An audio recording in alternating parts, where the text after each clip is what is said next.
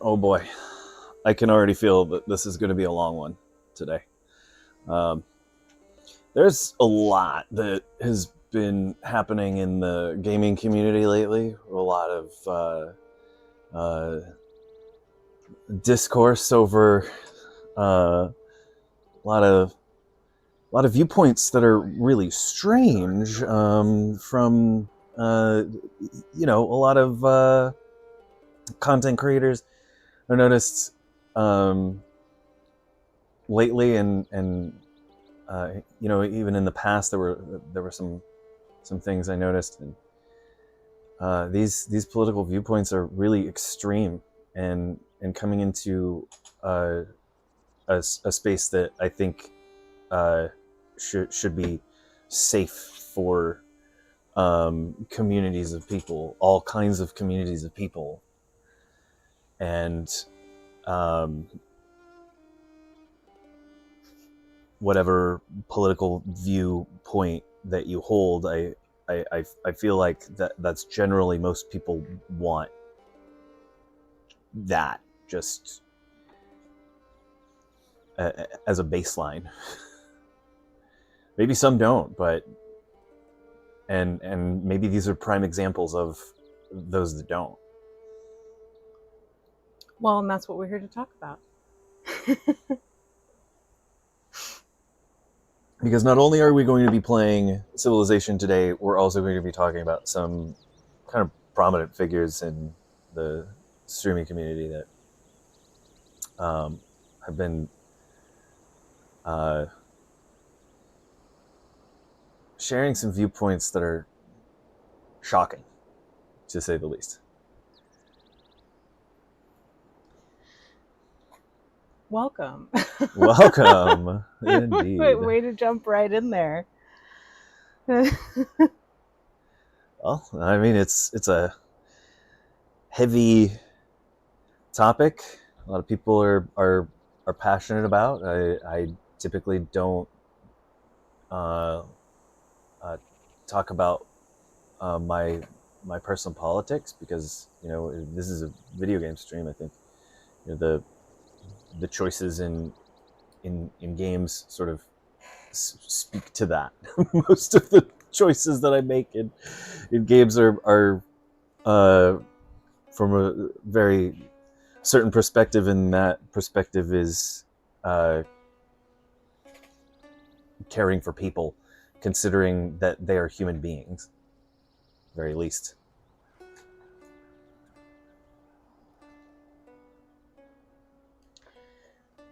As a baseline. I think we've just generally been seeing kind of more and more bold like subliminal and or overt messaging of pretty toxic viewpoints recently.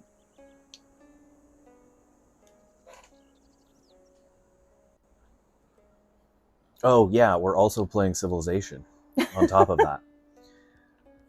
Just so everyone knows.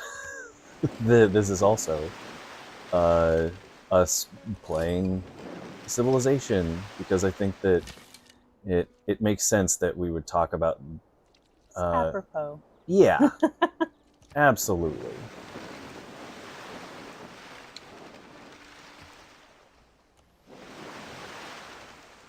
Yeah, so welcome. And if you want to join the chat, then feel free to share perspectives or input as you wish. Is it? Sorry. I'm trying to catch up where we were. We haven't played this game in it's been a couple months since we've played this. So I'm trying to remember where all my pieces are. So this might take me a moment. That's totally fine. I mean, we have a lot that we can talk about in the meantime. And anyone is welcome to join in the conversation in chat. Well, you're welcome to share your viewpoints if you're not appraised of the subject. There was a stunt not that long ago. I guess we could go. How far back should we go? Because Well, we could start with the elephant in the room of XQC and Aiden Ross meeting yeah, that's the most egregious one, I think. Donald Trump. That's absolutely. And like hanging out with him too, not just like, at the same event. Like it was intentional to promote him. I mean, you don't wear someone's face on your shirt if you're not promoting them. And that says to the greater community, especially those that care about the opinion of that particular content creator, then they might also feel inclined to believe a certain way when it's based on no facts whatsoever, and in fact breeds a culture of toxic behavior just in general. Well, and also, it's also the hypocrisy, right? Like these are the same kinds of individuals who are either overtly or covertly saying things like keep your politics out of my games and other silly things like that when it has to do with being quote unquote woke or leftist or whatever. And I mean, that quote specifically, I feel like I think of when Moist Critical said, like, games should just be fun. And it's like, that's not really possible for entertainment that's on the global scale. I mean, there are You can dislike the politics, but it doesn't avoid the fact that it's there. There are plenty of examples out there where there's politics in a game or politics in a storyline that are interesting and can help to understand why that is kind of a narrow thing. I think when people are talking about not wanting politics in their games, they don't want a particular set of ideologies. That sounds more like they don't want to be told what to do or how to feel about the world. So they don't want overt political statements within their game. But recently it's been feeling like things as simple as having a diverse cast or representation of different lifestyles or other things like that, or experiences or backgrounds. Those are the things that people are saying are like politics now. It's not like they're mad because there's political party propaganda video games. In fact, the ones that seem to be the most militaristic and like propaganda like video games are the ones that are being praised in those communities predominantly. And I'm thinking of the gaming community portion that's kind of adjacent to the manosphere bubbles specifically. Like Call of Duty. Yeah, basically. I mean, COD is, I think, a pretty good example, but like, I don't know.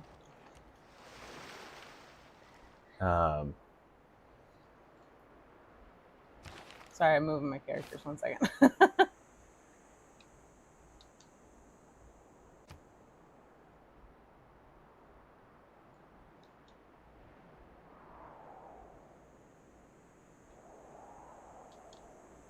It's hard to get back into a game we haven't played in quite a while and start a big conversation like this at the same time. So, it's a lot, isn't it? It is. If I just stop talking for a moment, it's because I'm moving a character and trying to remember what in the world I was doing 3 months ago when I last played this character.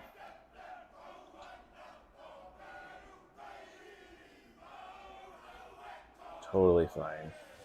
I mean,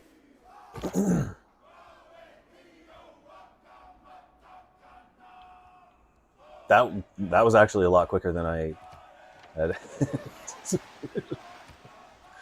Huh. I found a little villager hut. Wow. Already? I Holy moly. found another one. Wow.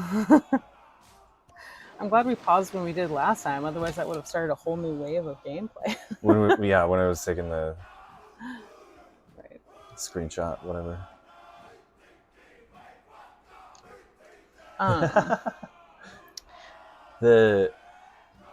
Yeah, I'm glad that we decided to talk about the stuff we're playing Civilization, because it just feels so kind of maybe ironic, I'm not sure, to critique the choices being made in our world while we're literally building spaces. Yeah. Plus, some of the civics in this game are pretty entertaining, I will say. For sure.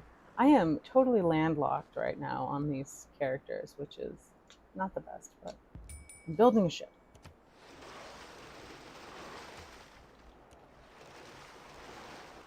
All right.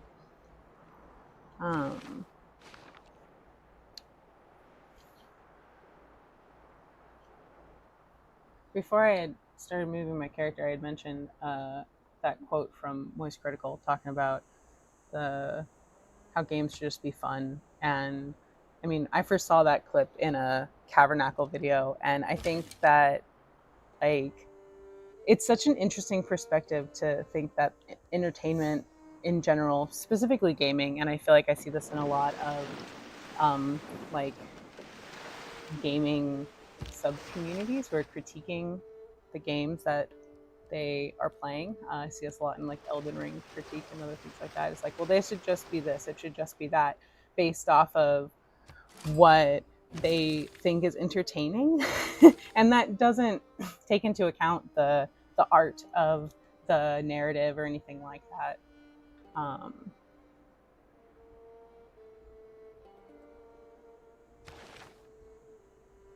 Oh, yes. So we have a message in chat. Sorry, I just noticed. Chat saying that I found that the most critical voices of politics in quote unquote in gaming are the ones pushing the most extreme views. Well, yeah, and that makes sense, right? Those who feel the strongest about what they have to say are going to promote the loudest, I guess you could say. But I think that the views are like they start really subtly, and you start with more kind of dog whistle phrasing. Things I see, like, I mean, the person that comes to mind right now is Osmond Gold. Like, he's so like aggressively neutral. Like, you can tell to some extent what his beliefs are, but I mean, it's still problematic. It's still like not.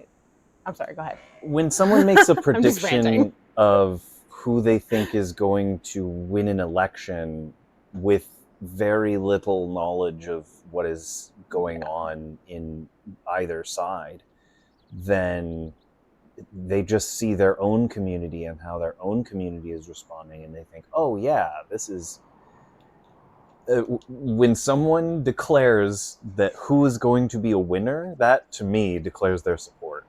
I mean, I agree, especially I mean, for anyone who doesn't know what we're talking about, this is a recent video that was uploaded that we're referencing. So I think that it's easy to kind of like blurt out what you're claiming as facts and say, well, it's just facts, well, it's just facts, when really it's your opinion.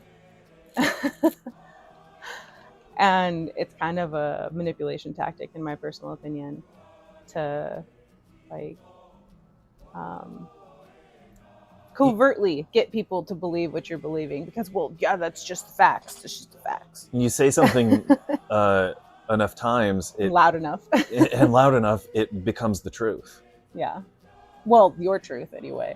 Well, I mean, depending on how hard you push, it can be everyone else's truth as well. Well, yeah, mass delusion, I guess. That's why I think that this is so dangerous. Because when you share an idea, and even if there are people that don't agree with you, like, you know, like, even if you're in the top 1%, you're not the best. That idea is a bad idea to perpetuate.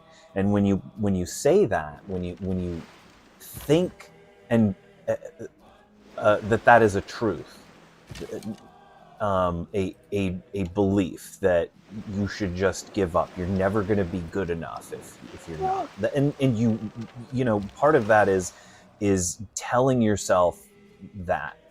And if you tell yourself the opposite, that even though I'm only this far into it, look at how much further ahead of these other people, like you can but also still when you're coach yourself into absolutely, but when you have 1 million or more subscribers and you're and who knows how many dollars in your pocket, and you're telling other people not to follow practicing and trying to do a thing, you're like being aggressively against people having interest in being streamers, and just degrading people who want to do what you're doing while preaching about how you can tell the frickin' future, it seems like. I mean, I know we're specifically focusing on Osmongold right now, but I think that it's really a problematic and entitled attitude to approach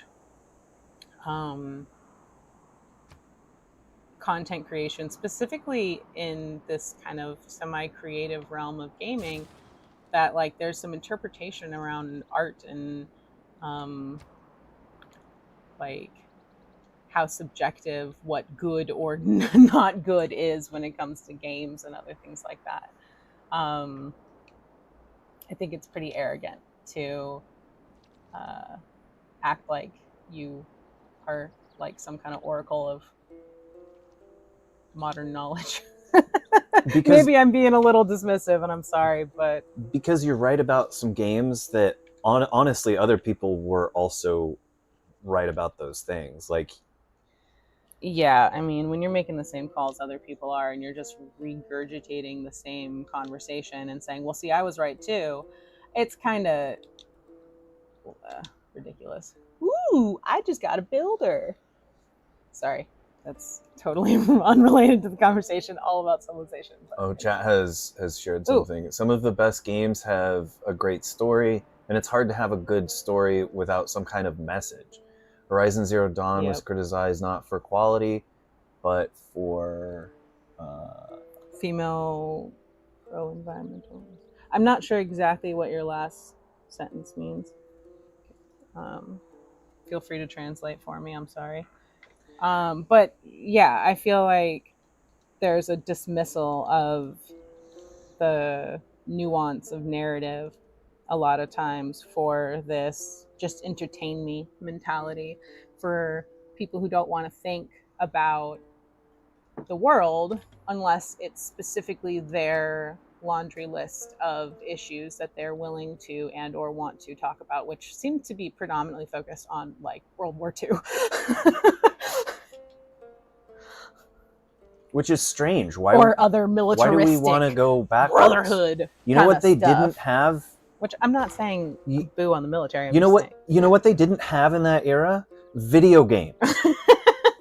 You want to go back to then and not have the thing that... I was going to say indoor plumbing in some cases. But yeah, sure, absolutely. I mean, that could be a dream for some individuals. I don't know. That doesn't really seem to matter to some people.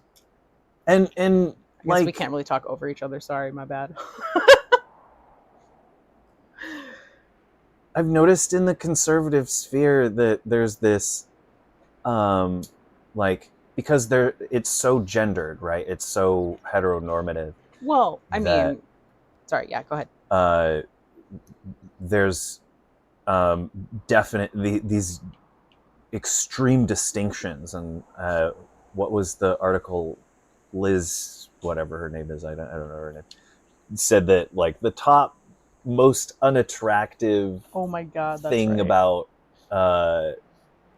hobbies, the most unattractive hobbies. She made a list, and the top one was video games. Like, I'm sorry, I can't take this seriously. Like, this is just some random person. I don't really even remember like why her opinion mattered to people. But also like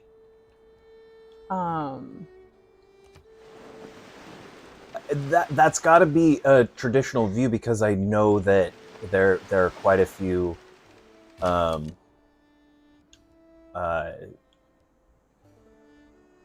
in older generations that feel that way.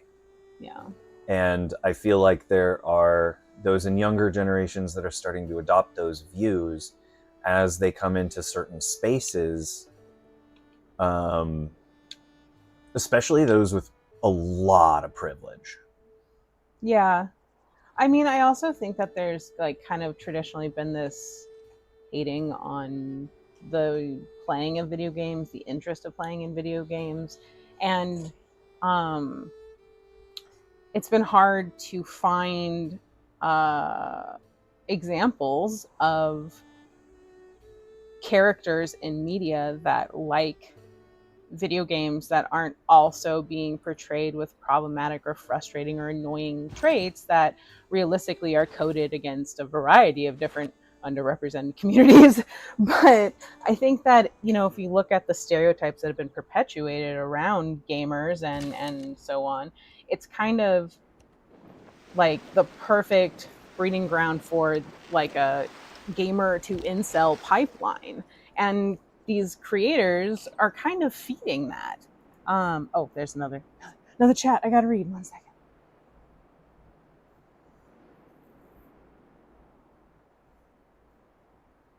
Oh, okay. About Horizon Zero Dawn. About Aloy. Aloy's been used as one of Right. those characters that they're like, this is the decline of gaming because this character does not appeal to what I find attractive and it's like Ooh, you.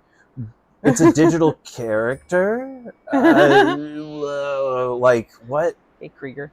I just, I think that there's a lot of, uh,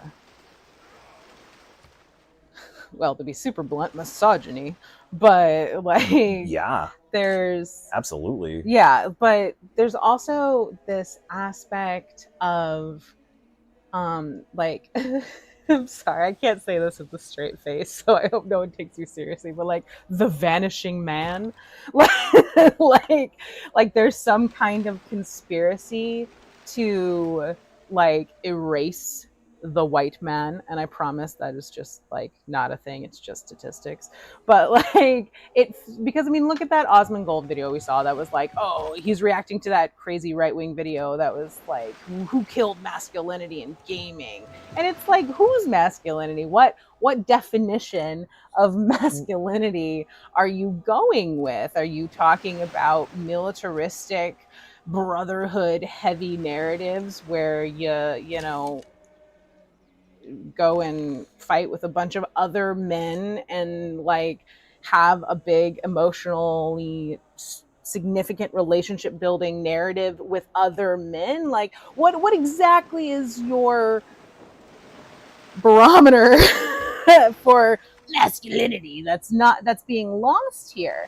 And I think that that creates a lot of hate towards any female or culturally diverse characters in the last like 5 years. And actually it's been longer than that, but that's what I would like to focus on. it's weird to me that these people are blaming the like Wonder Bread. Sorry, well chat. the very companies that are making these games just because they turned out some really bad games doesn't mean that the message that they were trying to spread is a bad message. That message does not make games bad. Creating a woke narrative does not make a bad game. I can think of, Yeah. of dozens of games in the past that had diverse casts of characters that were great. And the problem is not that. The problem is well, most of the time people who are misinterpreting the subtext of these narratives anyway. I mean, I can think of a bunch of games that have really what I think most people would consider, not most people on the center right and further perspective would call something like woke or whatever. I feel like games that actually have those really intense criticisms of Western culture are actually the games that are misinterpreted as like the opposite of what they are, because the subtext and the narrative is completely disregarded to just for what seems like the facade over the top for that's just there for the narrative itself, if that makes sense. Sorry, that was kind of rambling, but I hope that made sense. Yeah. I mean, I'm jumping around a little bit, sorry. well, there's a lot to cover. Well, because there's so many layers to it all, and like what builds these kind of like problematic traps. Chat says, "Say it again for the back." Well, I don't know if I could say it again word for word, but I appreciate that.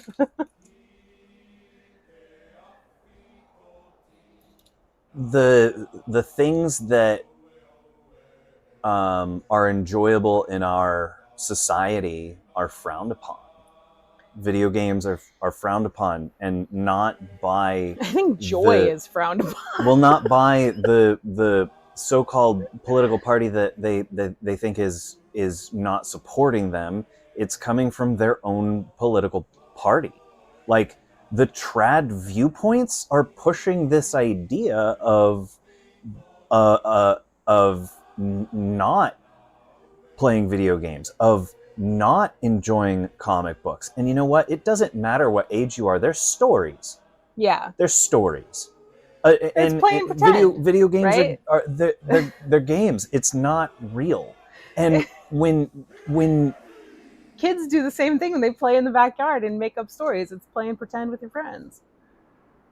So what? There are going to be just a few people that are privileged at the top that are acceptable to play video games, or on a platform, at least. on a platform basis that has to be a job, that somebody can't just play and enjoy a game. That's preposterous. It doesn't make any sense.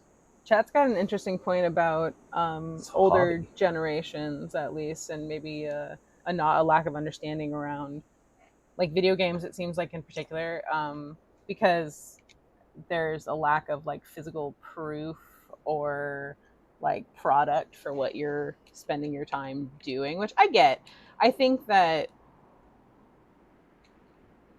could be what a lot of millennials and maybe even some Gen Xers grew up with their parents kind of saying, is like, it's kind of waste of time dialogue, which I don't agree with, but whatever. When you gender the hobbies too, and you say, well, this is for boys, and that's not an acceptable thing for ladies to do. That is, first of all, messed up. That's super discriminatory to separate like that. But it's absolutely happened historically. And it is still happening. Well, absolutely. I mean, I think that there's a lot of narrative just in marketing, and when a new game comes out or something like that, how it's marketed, who it's marketed to is really important. I mean, that's true about movies as well.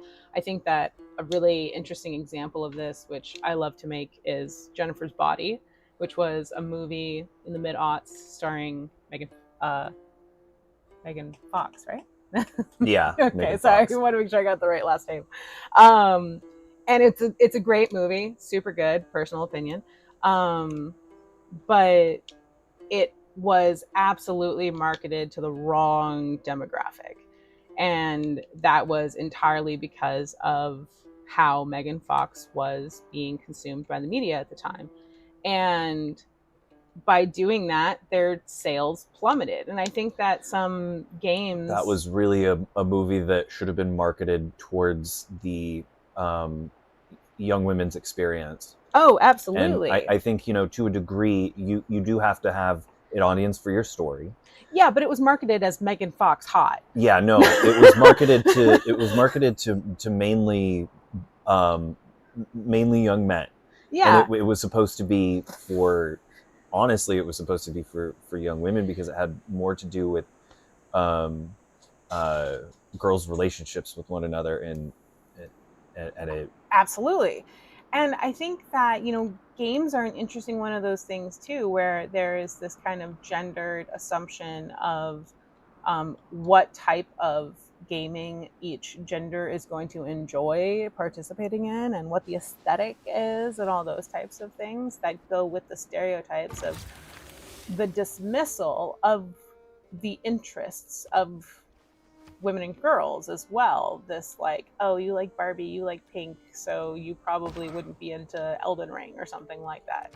And that assumption is at the core of some of the narrative of and the humor of these streamers that market predominantly to young boys. So why would you not end up with this slippery slope into incelhood? Yeah. Thank you for coming to my TED Talk. I'm done monologuing for just a moment while I focus on my next turn. Sorry, I have to pick a bunch of things. Some stuff just. Oh, you have a big turn this time? I'm pretty sure I have a big turn, so I'm gonna probably be less. That's fine. Wordy for just a moment.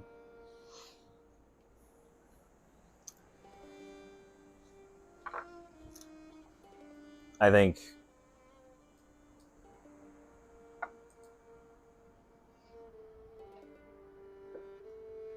that I have to pick a bunch of stuff too. Oh,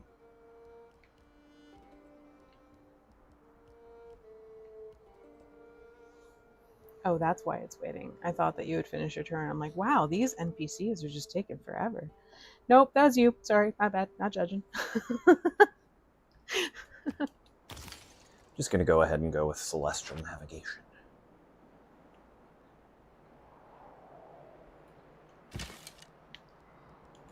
Because these are some rough seas.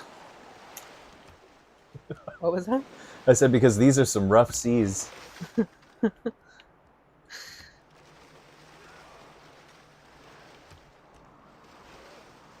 When you have a platform with a lot of people, millions of people, and you're acting like you don't, and you think you're not famous enough to have any influence, then that is dangerous. You don't understand your own power in that case.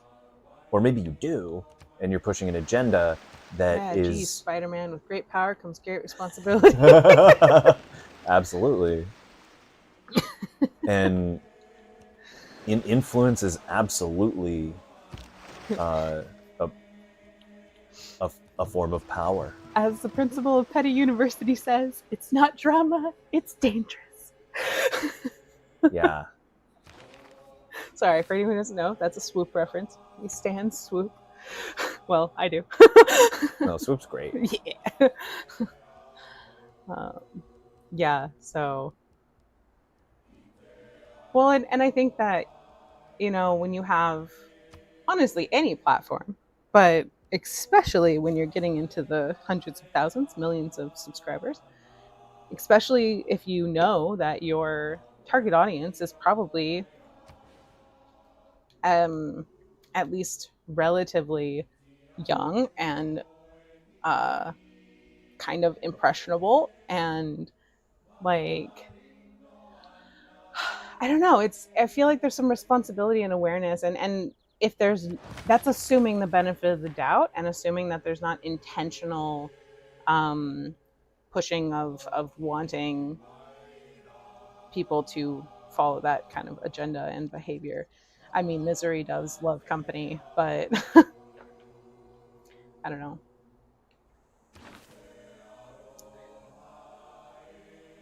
It's hard to say if there's it's hard to call intent specifically, but I think that when you are making commentary about things like parasocial relationships or other social dynamics that affect your audience, then you're aware of I did not mean to move that. Chat responded to your Jennifer's body comment. At the Jennifer movie, I think that sometimes media, movies, games, etc., producers try to almost trick a particular group uh,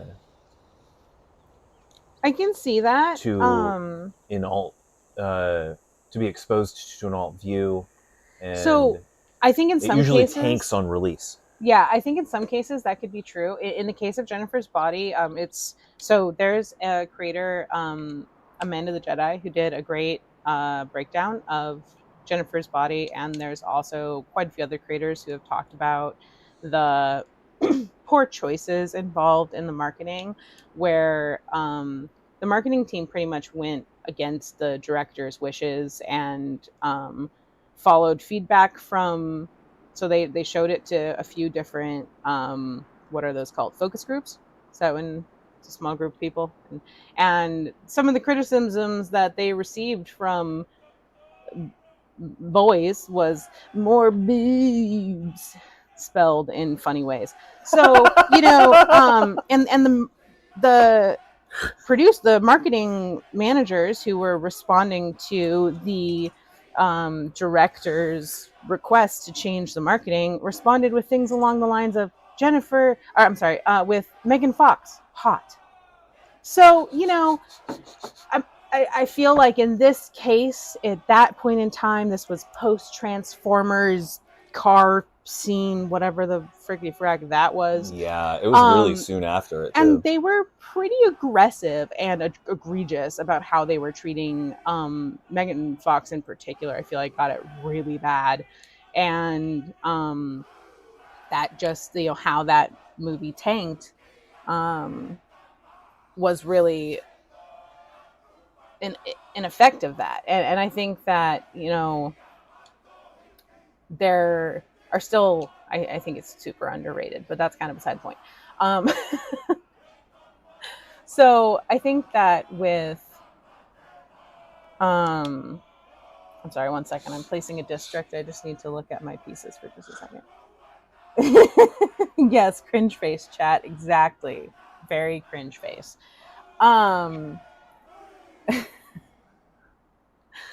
So I think that part of this is like the concept of like the entertainment industry as a complex and how messed up it is and broken it is and blah, all of that, sure. But a big part of it is also, to quote the lovely Bailey Sarian, people need to get better idols. Like the viewers need to make better choices of who they want to watch too. And like, I think the problem in the case of streamers like we've been talking about today, is that there's this kind of camaraderie in loathing that happens, I think, with a lot of people who feel, I don't know, they feel disenfranchised. Whether or not they are, I guess, is kind of up for interpretation and socioeconomic studies. But regardless, they feel put out. So, I think that can be acknowledged, that there is a group or a community that feels disregarded. And I'm not saying that, young men aren't kind of disregarded societally, but they're not really taught better either in a lot of cases. And I think that having some better role models around what productive, caring, successful, I mean, not just successful in like a monetary sense, but like socially able to grow as a person, kind of what that version of masculinity looks like, is kind of lacking right now in a lot of streaming spaces, but particularly gaming. I feel like is kind of, some people have leaned into some of the more problematic stereotypes that exist around boys and nerds and other lovely gendered things like that. Personal opinion. I mean, the intersection is weird there. Mm-hmm. The Venn diagram, the overlapping like video game gym bro is a thing, and I didn't know that for a long time. It's a newer thing, yeah. But yeah, absolutely. when I started getting into World of Warcraft, and I started looking up videos about World of Warcraft content, and like most of the PvPers were like ripped gym bros. Odd. And I was confused.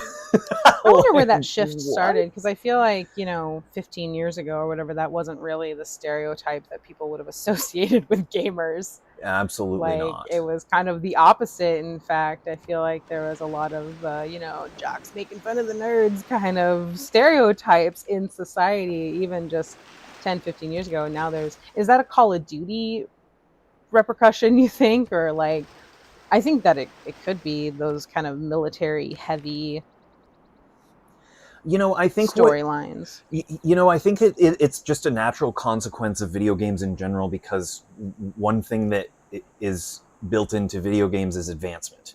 Yeah. And I think that self-improvement is something that if you play a lot of video games, especially those that give you level up options and whatnot, your concept of how you can translate that to your own life eventually come into play. Well, and I think that there's a healthy way to embrace that, and there's an unhealthy, very unhealthy way, many unhealthy ways that I think that there's also this aspect of the influx of the, like, body image affects everyone. It's not just those who are socialized female. Like, body image affects everyone. And a lot of main characters in video games are particularly like unrealistically depicted physiologically, I think, both women and men. And I mean, look at all of the funny conversations around Snake or whatever, and the Snake's cake and all Snake's that cake. stupid joking Snake. stuff. Like, all of that is still relevant to this discussion of the impact of body image and what's normalized of just being a human. And why does, whether you have a 6-pack or an 8-pack or an unrealistic, 6'12", and I know that that's stupid, but you know what I mean? Like, and I feel like it kind of correlates with the influx in the mid-aughts, late aughts, like the 10s and so, of the kind of like pickup culture, mewing, the manosphere stuff, and the high value man gross stuff, and like all of this other weird kind of like deeply misogynistic things that are now almost cannibalizing their own audience. It's an odd kind of social concept to think about for me. It's weird. Oh, there's a thing in the chat I'm going to read really quick. Go right ahead. Chat thinks that the decline in education over the last 40 years that helped drive already repressed men and boys to not have the intellectual capacity to handle, much less enjoy more nuanced, varied stories. Interesting. I think it's also, kind of a standard of kind of the balance of imagination and emotional regulation. Like, these are things that humans have to be taught how to do. And I mean, not imagination, that just comes naturally to a lot of people, but emotional regulation. And if you're rage quitting things because you can't see the nuance past the angy, then that's an example of someone who's not going to see the importance of a story because they're too focused on their inability to master a thing that they're not like dedicating to or whatever. Or maybe they're dedicated to it and they just need to do something different. It's okay to just be bad at things too. Well, also, I have to wonder what the personal dialogue these people have to perpetuate these ideas, because it's like I don't think that one should listen to those ideas. I think that these people need some help.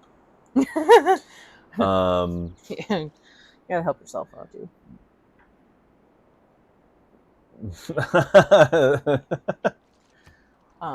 Are you still taking your turn?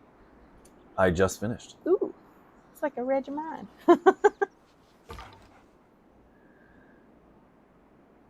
The whole Oh, chat says the whole incel red pill movement oversimplifies life and social interaction, which makes it appealing to people who are looking for answers to their life problems without a lot of thought and self-work. I mean, the thing is, they are doing self-work. They're just doing a particular kind of self-work. Some of them are. Some of them are doing, and this is where the overlap of intersection of like Jim Bro and uh, people that have a hard time self-improving, where there's sort of an overlap there. well, I mean, there's also been a large influx in like the life coach, like, kind of like grifting behavior to teach other men how to become more whatever. I don't know how to even pretend like I know what their dialogue is, but I like, could tell you because, you know, because your algorithm sends it to you whether you like it or not. yeah, unfortunately, because I select the mail box on the Curse on you, the box! what's your gender, then they You send, must like this entire rabbit hole. yeah, you must like the manosphere, right? Because you're a man. No, not a fan. Actually, I, not to totally derail, but I do want to plug a documentary we just watched recently. Yes, please. Where Swoop on YouTube recently did a documentary about Just Pearly Things. Great documentary, as are all of Swoop's. I will die on that hill. Um, but very insightful, very lots of good information in her docs around this nuanced discussion of the line between like this kind of I'm going to call it exploitative behavior of vulnerable communities like young men and boys, and also young girls who want the validation of said men and boys, and really just feed into the insecurity of untreated trauma, if we're being super blunt. I mean, I mean, among other things, not just trauma, but I feel like that's a big part of it. But there's a lot of other stuff and layers and intersectionalities of each person's identity that I feel like people aren't always willing to like face unless they're unless they're sharing it in like a using it to build community with others. A lot of people use their feelings of disenfranchisement to bond with others within their sub communities. And I think that this is a case where a lot of people get drawn in by that, blame others for your discomfort behavior that goes with all of the rhetoric that's in that kind of like those sub communities, especially in the manosphere red pill kind of vortex. And I'm not saying that every single one of the streamers we've talked about or other people that I feel are kind of problematic would necessarily consider themselves a part of those communities. But if you're using the dog whistle phrasing that the rest of the community is using, and if you're profiting off that audience, then you are a part of that community.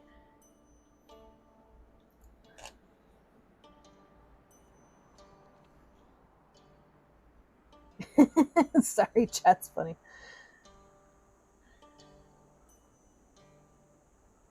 Yeah, I think that, that's kind of, that sentiment is absolutely a part of the kind of like toxic manosphere dialogue. But it's also kind of interesting because there's also this kind of idea that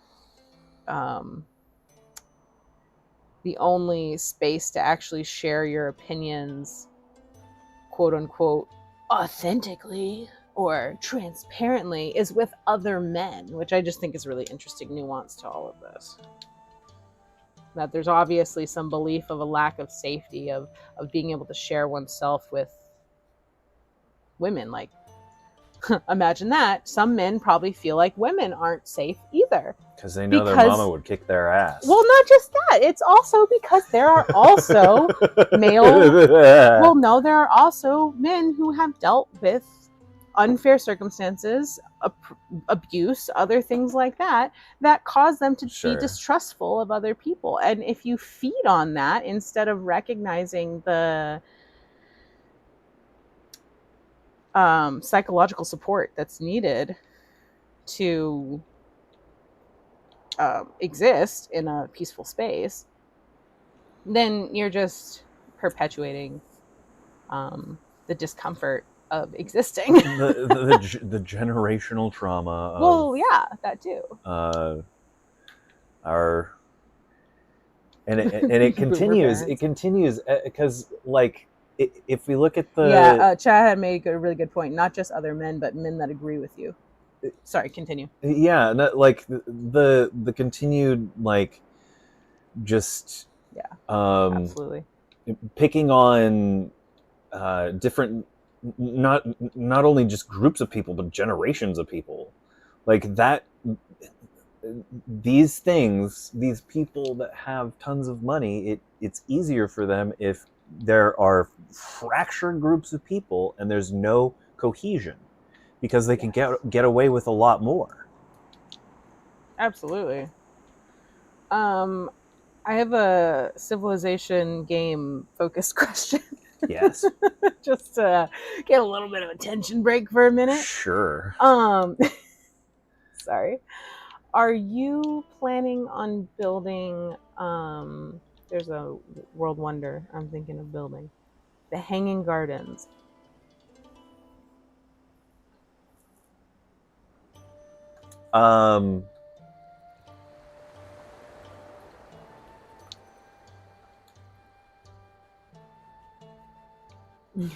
It gives housing, and it must be built on a river, and it gives population growth. Yeah, build it. I was just making sure I wasn't building it. I can build it in 32 turns.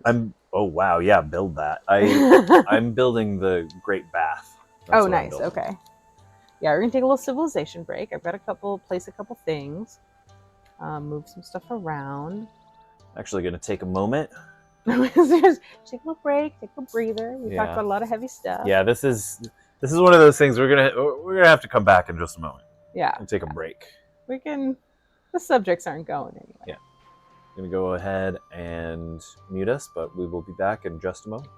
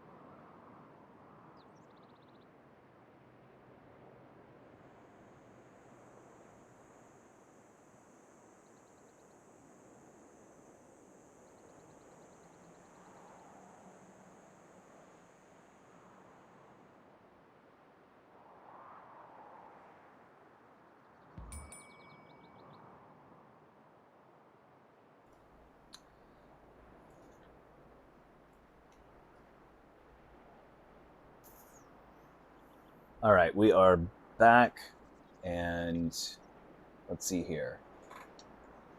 Chat says, Yeah, I don't understand the choose the bear comment.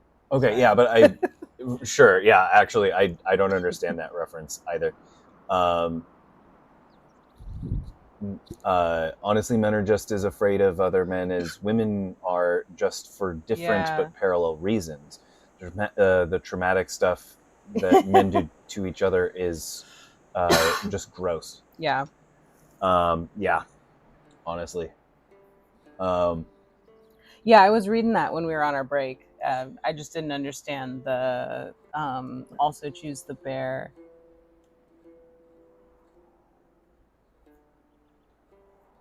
yeah, I'm curious what that means, but you're absolutely right about the other comment. I mean, that's what inspired me to take karate classes when I was a kid. You know, learning self-defense, knowing how to protect oneself, especially from in those stranger danger situations. It doesn't matter where you're at or who you are. When you're a kid, you're vulnerable, and Well, and having it's. Oh, sorry. Go ahead. having the ability to protect oneself um, is a great thing to know. Absolutely. I think that that is kind of an interesting kind of juxtaposition to these online uh, voices that we've been talking about, because these a lot of these streamers do pull a younger slash child audience that um, is pretty vulnerable, and there's a lot of disregard of how popular they are. And I think that when you don't have emotional and psychological manipulation is much more difficult to understand when you're younger than physical unsafety. It's a lot easier to tell like I feel physically unsafe than to understand manipulation. And so I think that like there's a lot of online personalities, and not just streamers and gamers, that's just our particular bubble that we've focused on, but a lot of other content creators like do the same kind of problematic stuff.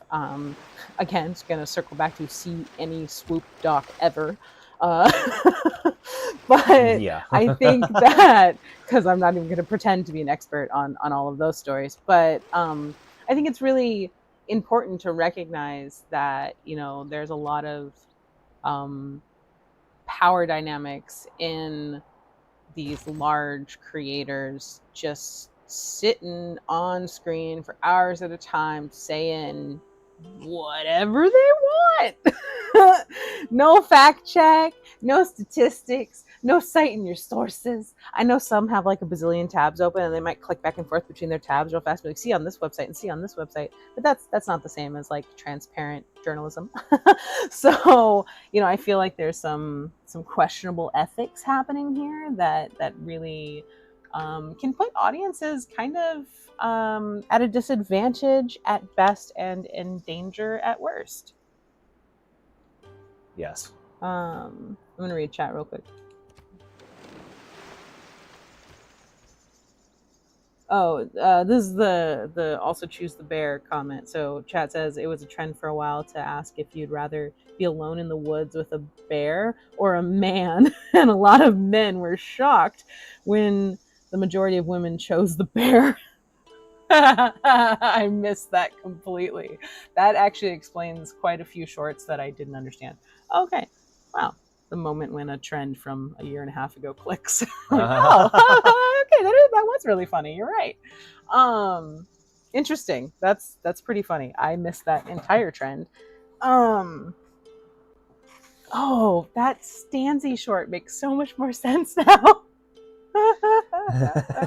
Another great comedian creator, by the way. Just gonna keep on throwing out those recommendations in the efforts of Get Better Idols. Yeah, we went to one of her live shows. It was really Dude, good. that show was so good. It was. Yeah, very good. Very funny. Questionable opening acts, but that's not her choice. Personal opinion. I mean, just saying. Yeah. But that's a locational thing. I mean, every show that she did on that tour would have had a different opening act, so that's sure kind of irrelevant, yeah. realistically, to her show itself. I thought it was great, but I'm just staring at my pieces. I should probably finish my turn. Sorry about that. Got distracted. Wow, I think I just discovered another civilization. Yeah, I did. Who is it? Is this Sweden? No, Australia. Ooh, we've got Australia in the game. The Australian Empire. All right. John Curtin. I speak for the people of Australia as their Prime Minister, who seeks sympathetic allies in the fight against the Hawks of War. All right, that is quite the outfit for the ancient era, but sure, yeah, hey buddy. Sure, why not?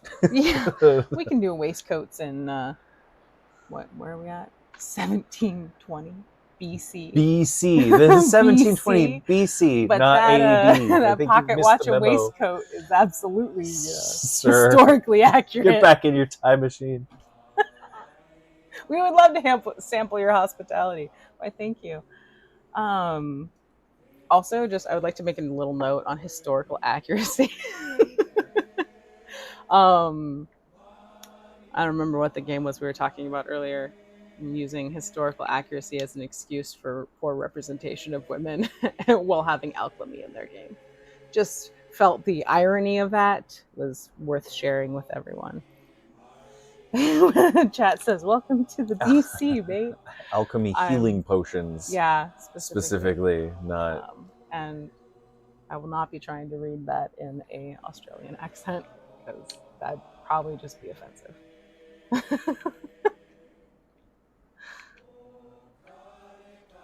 I cannot get past these mountains and I'm kind of annoyed about it.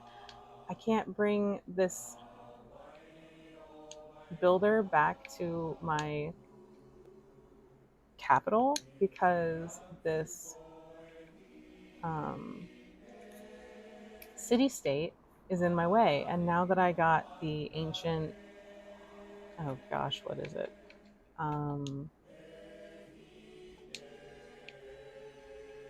Early Empire, the one that gives you walls. It built walls for everyone. Now I can't get through the land and I'm stuck on a tiny little peninsula. Oh no. Yep, see, what good did that wall do? Absolutely nothing. Okay, I'm done. Sorry.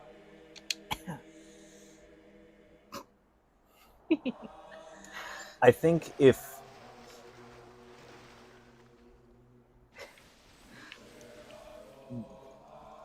you ask the question, I think if you ask the question like, well, what's wrong with having representation for all of these different people? What's wrong with having protagonists that are like this, that are, and or what's wrong with creating safe spaces for these groups of people?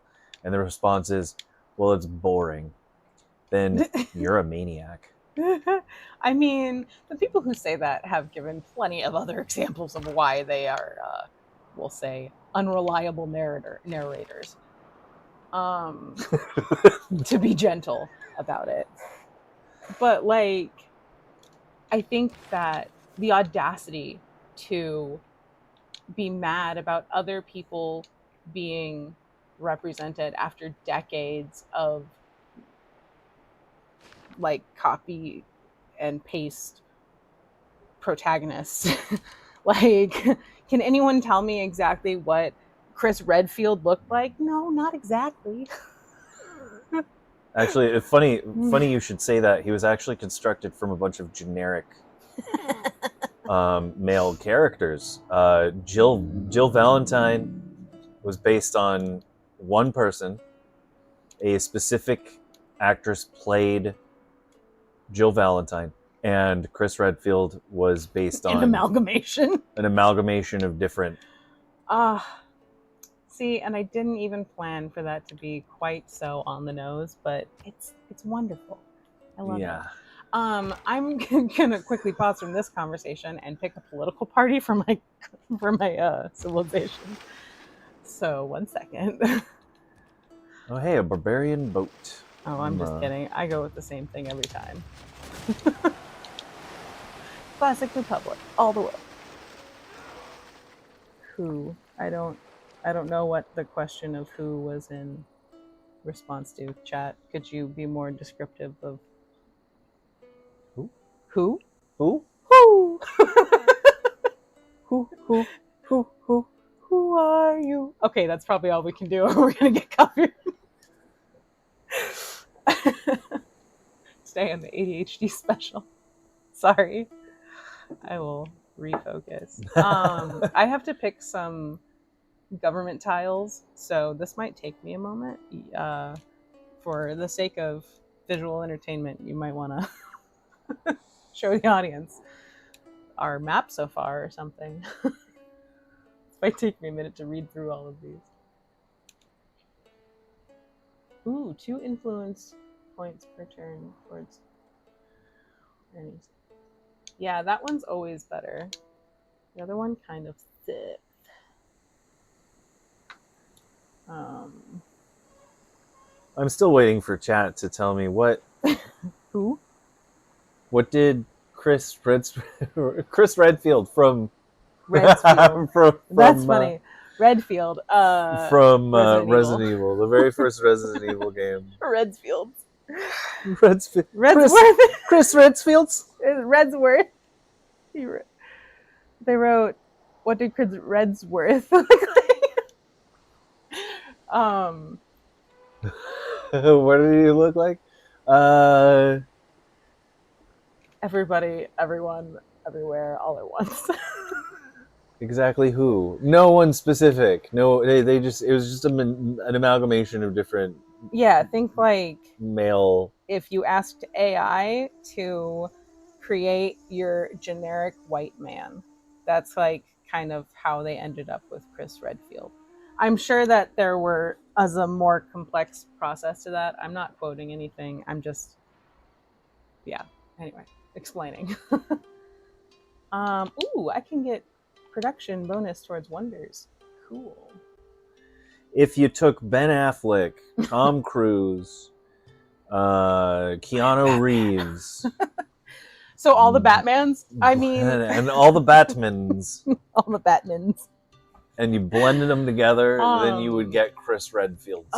Chris Redsworths. I would like to just completely 100% derail this subject matter to the most glorious thing that came out of the production of Twilight was Robert Pattinson just completely dunking on Twilight through the entire press tours, all of them. It was great. It was phenomenal. And I only thought of that because he is also a Batman now. Yeah, I guess you could put him into the Chris pool too. The Chris pool. The Chris pool. Wow. Deadpool variant. I don't know what's happening. Chris pool. I have not been fighting any barbarians recently, but I'm worried that if I don't put the barbarian bonus, I will then run into a bunch of barbarians. So I'm gonna just preemptively. Well, no, I take that back. I went for gold. I'm gonna be greedy. Oh, bless you. Excuse me. Oh, I got 3 era score for adopting the people of the Netherlands adopt a government of the classic republic, the great synthesis of their political philosophy. Wow, creative.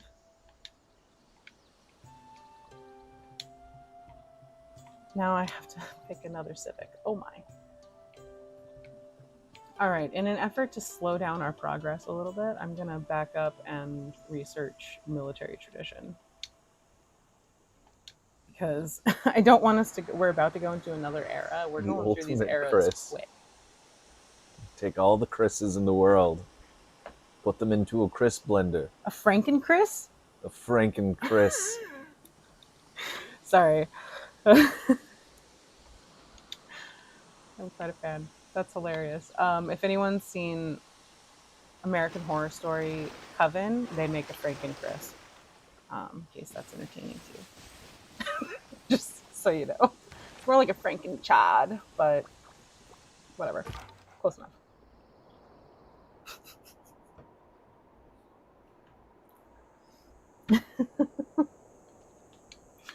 Which, by the way, is also a very good show, but a questionable season. Not sure how I feel about Coven overarchingly, but that bit was funny. The American Horror Story Coven? Yeah. Hotel is definitely my favorite season. Oh god, it's so much. But yes, it is good. Oh yeah, it's a lot. It is a lot, but it's so good. It's so well acted. Yeah, that's true.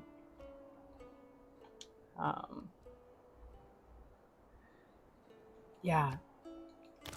As uncomfortable as it made me, it was a very good season. I have not watched. It's a new era. Yeah, we just got a new era this season. This turn. I'm going into a golden age. Oh, I'm going into another normal age. That's what I'm saying. These eras are going super quick. Let's see. I'm just gonna do the same thing I did last time. Franken Chad. That's actually Franken Chad. A little terrifying. Yeah, well, it was in the show American Horror Story, so it's on brand. Horrifying. And it was, realistically. It's one of Evan Peters' characters. Oops, spoilers from something from 10 years ago. All the Chads just equal Chuck Bass. Oh my god. Chuck Bass is already evil. He's just rich. It's like the level up name of Chad, Chuck. That's true. It's not the trail we blaze. It's not the abbreviation. It's like, Pokemon. It's like and Chads are like Pokemon? I think that's a questionable Pichu and Pikachu. It's like Chad, Brad, and Thad? And Chuck Bass in between. Oh my gosh. I actually just read an entire Reddit thread about debating Chuck Bass's morals, and it was pretty entertaining. The mental acrobatics were quite amusing, I will say. For anyone who doesn't know, that character's from Gossip Girl. Chuck Bass. I don't know which one to go with. Free inquiry, I guess. I went with the monumentality because on the normal level, I get a bonus score every time I build a district, and I'm going to build a harbor in 15 turns. So, yeah. The only difference between Dexter and 50 Shades is, well, I mean, the only difference between 50 Shades and Criminal Minds is money. I don't know about Dexter specifically because I haven't watched Dexter. I feel like that adds an extra layer. I mean, I will give credit where credit is due. Christian Grey is not a murderer. He's just a little sociopathic. Not defending the character, by the way. Don't like the book. Just wait, what? Just compare. I'm responding to chat. Chat said the main. I mean, the only... Wow, I read that entirely wrong. Words are fun. I mean, the only difference between Dexter and 50 Shades is money. And I said, well, technically, I think the only difference between 50 Shades and Criminal Minds is money. But to be fair, Christian Grey isn't a murderer. And 50 Shades has its problems, but I feel like closeted murderer is a little bit more problematic than closeted control freak. Dexter's supposed to be like an anti-hero character. I think he's supposed to be like, Really? yeah. I So never watched it. Sorry. So he's a blood spatter Oh investigator for crime right, scenes, but he and also unalives people. he Yes. uses the clues that he finds on those crime scenes to track down the people who committed the crime Gotcha. intentionally. So he's like uh, the the slayer of the slayers, if you will. That makes me think of the Shia LaBeouf movie from the early aughts, Holes. Actual cannibal, Shia LaBeouf. Oh man, that's hilarious. I haven't heard that in a long time. Though I did see the Shia LaBeouf and Sia music video pop up not too long ago, and that still makes me uncomfortable with the whole Maddie Ziegler shit. Anyway, that's not the point. I want to talk about that. That's not helpful. But we can talk about it if you want to. But I mean, it's all. I mean, it's all in that same vein. I of feel weirdness. Yes, absolutely. I feel like there are many other creators that have done a much more thorough job of researching those types of things. I feel like even I keep name dropping Swoop, and it's just because I've been watching a lot of her docs recently. But I feel like Swoop and a variety of other creators have made a lot of really interesting content about Sia's questionable relationship with Maddie Ziegler, whatever, from Dance Moms. But the fact that Shia LaBeouf was in that music video just kind of always made me a little uncomfy, because I think she was like, I don't know, 12 or 13. Oh, you know what? Actually, instead of just talking out my ass, I'm gonna. Yeah, you got a computer right there. One of the internet machines. You can look it up there.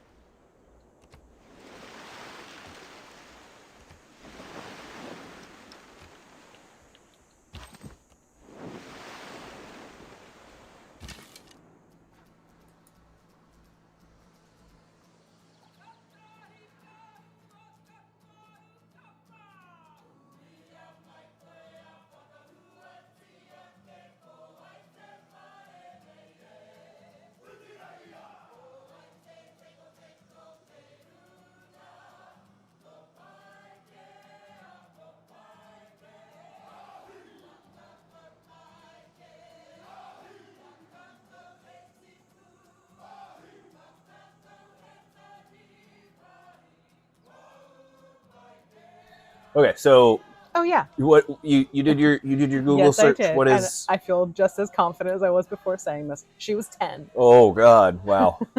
When she danced in that music video. In the music video, when she danced in the nude bodysuit with Shia LaBeouf, she was 10 years old. Yeah, that's what I'm saying. Questionable relationships. So, just wanted to say. I wanted to look it up and make sure I wasn't being unfair in my commentary. It's the Challenger music video, by the way, if anyone was curious, the Sia video. But yeah, so I think that Swoop, among other creators, have done a lot of content around that relationship with Maddie Ziegler and Sia. It's yeah, that's one of those weird, makes me uncomfy things that, I mean, just like all of those other exploitative child star situations that have come up. But I think that, it might seem off topic, but all of these things kind of interlock with this like acceptable problematic behavior that and I'm focusing on American culture just because that's what I am familiar with. I have an example. Yeah, go right ahead. Dr. Disrespect. Yeah. Like, so how anyone can still be a fan of someone that did that. He also like deleted some of the messages of apology. So that's not a good look. Like, I don't know. They're fans of people that will just There's do diehard fans of a lot of different problematic people. these extreme mental gymnastics to justify. yeah, everything that they do, even the heinous crap. Yeah. Especially the heinous crap. Jeez. Like I don't understand why that is. Well, I think that a lot of people are like kind of let the worst parts of themselves come out on the internet, because there's this I don't know if, I mean, most people have probably heard of Simon Sinek, but he wrote this book called Leaders Eat Last, and in part of it he talks about how the internet really, and other people have talked about this too, not just Simon Sinek, but this is where I just read this recently. He talks about how people are far more willing to say and behave in ways that are not just problematic or hurtful, but are also completely out of character for how they would act in person if they were forced to communicate with the people that they're talking to online in person. And I think that that Right now, separation. I want to make a, I want to point, put a Well, I pin in don't know that when as a that book was caveat. Right, released either. right. The culture right now is like that. Sure. That can shift. Well, but yeah, I mean, yeah, of course, technically speaking, I'd like to come back to that. reality is a combination of choices. But but I think that like it kind of goes to like the parasocial, like, which I feel like I bring that up because Osmond Gold is kind of notorious for being like, I don't want to encourage parasocial relationships, but still behaves in ways where his intention is to influence his audience, and to influence your audience you have to build an emotional relationship with them. And I think it's irresponsible to ignore that and to not acknowledge that you hold influence, and that you have an impact on the people that are watching your content, especially if you are looking at your analytics and you're seeing that a lot of those people tend to be children or in the younger brackets that could be more impressionable. I personally think that there should be some responsibility there. Yeah. But saying that you don't want something to happen doesn't mean it's not happening. Right? Like saying that, well, sure, I don't want this certain behavioral pattern to happen. I don't want to add to parasocial relationships. Well, those, you can't stop that from forming, because there are some people that are just more prone to that certain behavior regardless. So why not just make a better impact? Because those people are gonna follow what you say. And that just puts it on that individual to be responsible at how they communicate with their audience and the messages that they're portraying, as not just as what they're promoting, but also what they're portraying as normal, what kind of humor they're portraying, other things like that. Sorry, I completely missed that there's like 5 messages in chat. I've just been going. Yeah. My bad. Insert the Shia LaBeouf song here. Okay, that was do the creep. 100% agreed. The keyboard is both a sword and a shield for the worst. Yeah, I think that like there's a lot of sorry, trying to move players and move units and talk at the same time. I keep losing my place. I want this scoot to level up so that way I can move it past these mountains. It's been a while since we've played and streamed at the same time. Yeah, it's hard to make conversation and move and play a strategy game. This is like colorful chess to some extent. Okay, that's not exactly true. Obviously, I know it's very different, but the strategy aspect. Ooh, who did I just find? Oh, Your people celebrate a historic moment. Wary welcomes and curious stares mark the moment of our meeting with the people of Korea. We have met the Korean Empire. Interesting. Oh, wow. I think that this Whoa. civilization is in our other game as well. We've never had this natural wonder before. The Bermuda Triangle! What? Yeah! That's pretty crazy. I didn't even know that this was a thing. Wow. That's really cool. I didn't know that the Bermuda Triangle was a world wonder. I love the stance they're taking. Talk about being political. Sorry, I'm done. So this is really cool. I also discovered a continent. What it does, so it's a 3-tile natural wonder that units that enter it are teleported to an ocean far away, but naval units that do so earn the ability Mysterious Currents plus 1 movement. Oh my gosh, that's funny. So any ship that you take into this will go faster, but it'll go somewhere you can't control. Wow. But it's right by, in the middle of the ocean, right by one of my, or my right next to my capital. That's just a conspiracy, Chad says. Just a conspiracy. Conspiracy. Whenever I think about the Bermuda Triangle stuff now, whenever I see anything like that, I think of that crazy TV show on Netflix, 1899. I don't want to give any spoilers in case people go watch it, but it's freaking weird. It's very mind-bendy. Dark fantasy, I guess you could call it. This looks crazy. To infinity and beyond. That's funny. Oh my gosh, it's like a whirlpool. Yeah. That's crazy. Whoa. That is pretty weird. Does it give you really adjacency spacey? Do you get adjacency bonuses? Yeah, it's science. 3-tile natural wonder provides +5 science to adjacent tiles.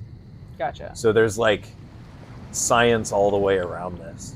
And the one I'm sitting on is +10 science. But I mean, it's in the middle of the ocean, so there's nothing out here. Well, unless there's an island north of this. We'll see. We shall see. It's really interesting. Chad says that, yo, that's actually awesome looking. It is, right? Absolutely. We'll go back to it in just a second. Yeah. And I'm going to take my... Finish taking your turn? I'm going to go back and take my ship through it. Oh, cool. See where it goes? Get that bonus. Ooh, I wonder if you'll discover some area you haven't discovered yet. How crazy would that be? It just zaps you to one singular circle in the middle of an ocean somewhere else on the map. I know, right? That'd be so cool. Oh my gosh. I'm going to take my scout through there. Yeah. I'm at the point where I have a ship and I'm exploring with the ship, but the rest of my pieces are kind of landlocked until I research the next level of the whatever that no, shipbuilding or something. I don't know. I'll have to look at it. Huh. Yeah, it took me out to the Arctic Ocean. Whoa! Was it an area you had discovered already? No. Whoa. No, like way out in the middle of nowhere. There's nothing around this scout. That's crazy. Just the middle of the Arctic Ocean. I think it's probably random unless Category 5 hurricane moving in the middle of nowhere.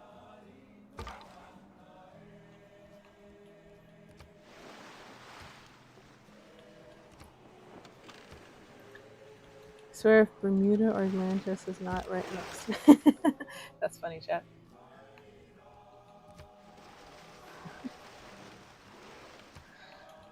Oh, I have to move my characters. Oh my gosh, I got completely distracted. Ooh. That even looks pretty crazy when you're not next to it. The Looks like the Triforce. the leader of the Korean Empire, I think that it's pronounced Seondo, is asking for 60 horses for 5 gold for 30 turns and open borders.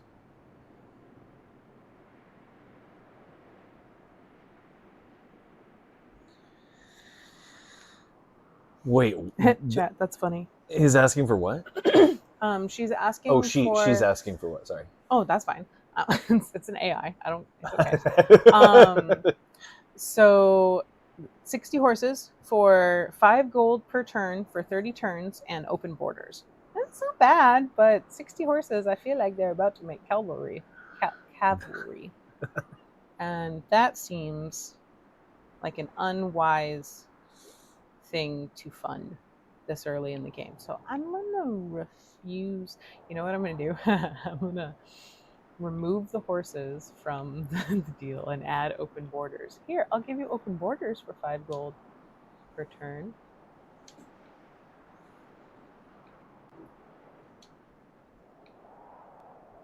No? Oh, sorry. Do you really need the horses? No, but I'm worried that if I give them the horses, then they're going to make soldiers to start conflict. So I was being... Oh, do you share the landmass with them? Oh, that's a good point. No, I do not. Oh, yeah. Trade horses. Oh, that was the wrong button. Okay, like this deal. Because by the end of the game, you're just gonna have 500 horses and nothing. Nobody's gonna want them. I have 128. Yeah. I can share. Yeah. Fine. She's a 10-cal woman. What is that from? I don't know. That's what chat says. Is that from that weird Anne Hathaway movie from the mid-aughts? There's an Anne Hathaway movie from the mid-aughts called like Other Side of Heaven, I'm pretty sure. And I think that might be from that. It's a weird 2007 memory flashing back in my brain. I'm really hoping. If not, chat, please explain yourself. Just kidding. Explain yourself. I've got that really weird cowboy song stuck in my head right now. Butterbarn? No. What cowboys? Please tell me what you mean by that cowboy song. There's so many to choose from. Sorry. The one from that Fallout short. Oh my god. The parody song? Yeah, that was pretty silly. Ooh da lolly, life's a nightmare. That was really funny. Yeah. Yeah. That's really funny. And also accurate.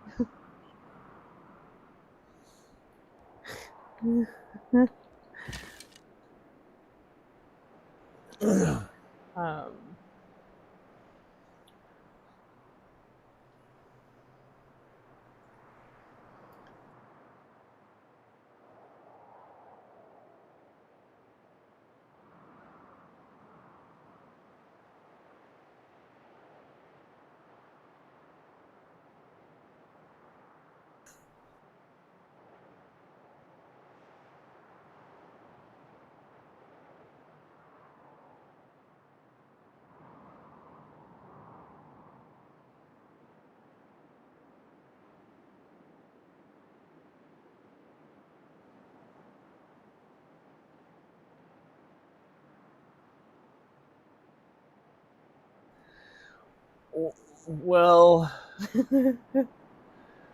you see, Well, you see what happened was when you peel the veil back on the video game community, and you see just how messed up it is, it's no different than other communities. And you know what's funny is like a lot of the main companies that people have pointed out that like they think are these like very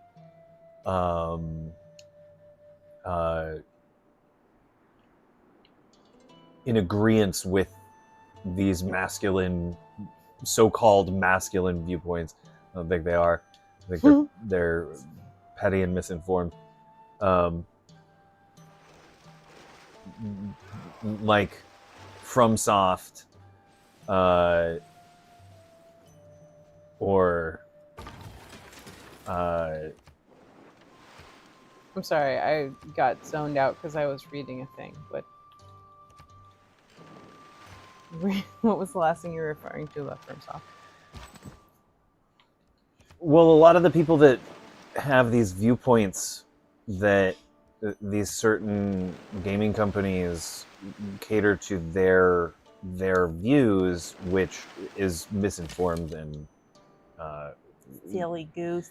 They're just perpetuating their own, using someone else's art to perpetuate their own propaganda, which I mean, these are the same people who are profiting off of a lot of reaction content right now. when you look at things that Miyazaki has said about how you treat people, it is in conflict with what these manosphere people perpetuate. For the sake of anyone listening, can you remind me who Miyazaki is? He's the game designer of the Dark Souls franchise and Elden Ring. Right. Thank you. Sorry, I just couldn't remember off the top of my head. We've CEO talked about a lot of different people. From Software. Right. Okay. Thank you. Yeah, of course. I'm not that great with names. Right. So. Ooh, I'm at Zanzibar.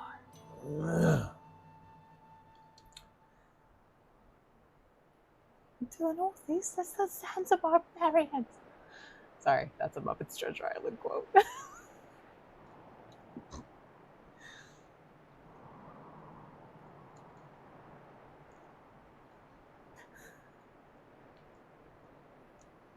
The political views that they actually are presenting it through their medium, like Hideo Kojima and Miyazaki. Let me refresh and get back to the topic. I got derailed too. Sorry. Is that the views that they have are actually far more progressive than these people try to perpetuate. The evidence is in things that they've said in interviews. Miyazaki is quoted Satoru Iwata from who used to be Nintendo's president, vice president, I think president. Ooh, you found the Spanish Empire? Yes, I did. So I'm trying to stay on the sorry. topic. So he quoted Satoru Iwata saying that people can't produce good artwork if they are afraid for their jobs. So he was saying that in reference to taking a pay cut so that there weren't any mass layoffs. Wow. So that's the sort of philosophy that Miyazaki is working with, and that's not the same philosophy that these people are perpetuating, in that are basically worshipped on in video game communities. And Hideo Kojima has used a lot of Metal Gear Solid storylines in order to communicate a lot of ideological views he does not agree with, within Western culture.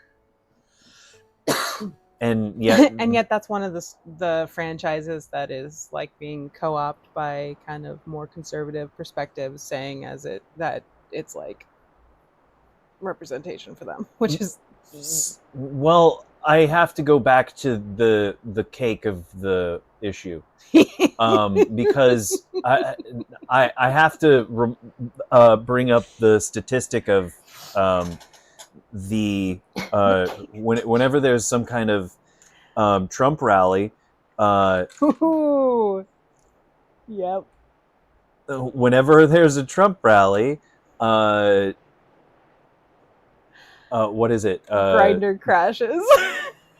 Grinder crashes. Every time. RNC convention, Trump rallies, pretty much any time that there's a big like conservative political gathering, Grinder has issues functioning and or crashes because of overuse. So they want their cake and they want to eat it too. But no one to know about it. Yeah, it's the hypocrisy and delusion for me. Yeah. Like, the Delulu is strong. Yeah, it's really strange. How can you live like that? How can you live your life in a cycle of self-loathing and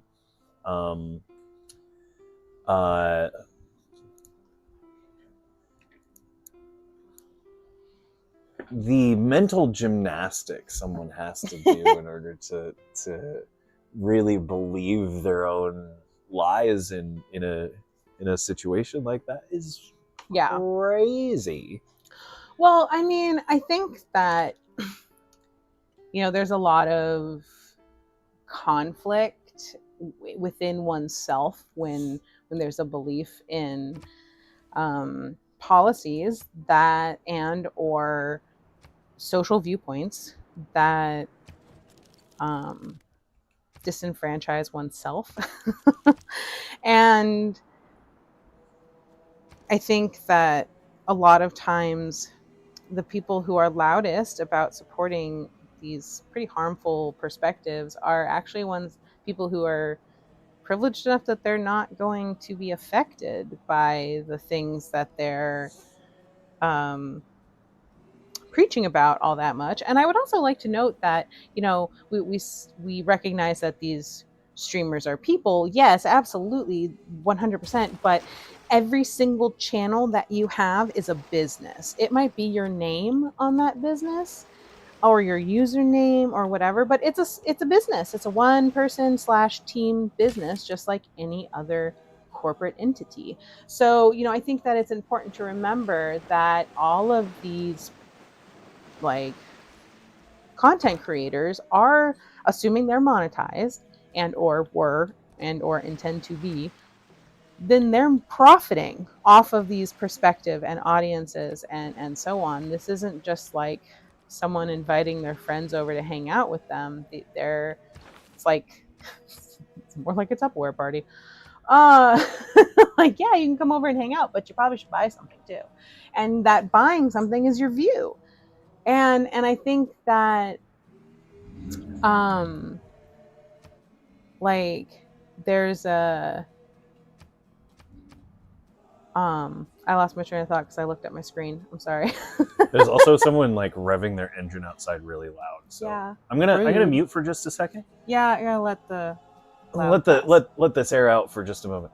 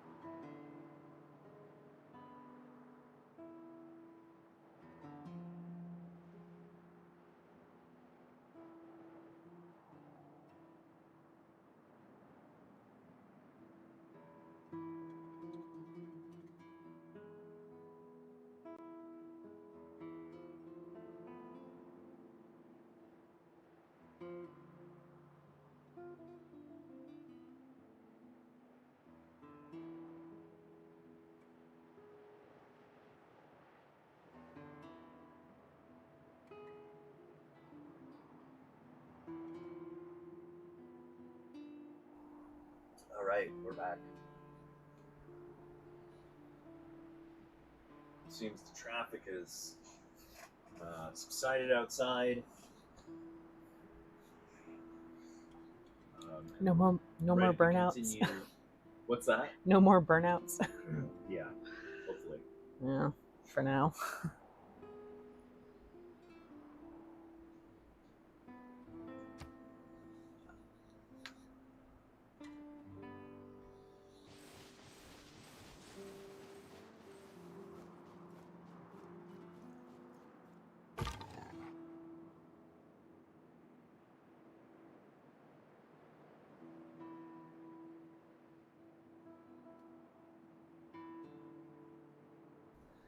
There we go. I hadn't fully unmuted myself. Round 2. Round 2, Electric Boogaloo. Oh man, there's a hurricane by one of my areas.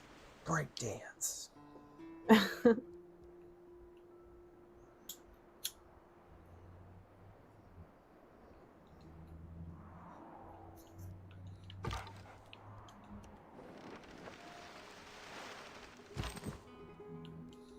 And there's the traffic again. It was quiet. I don't think that you can hear it on stream. I'll Huh? hold on.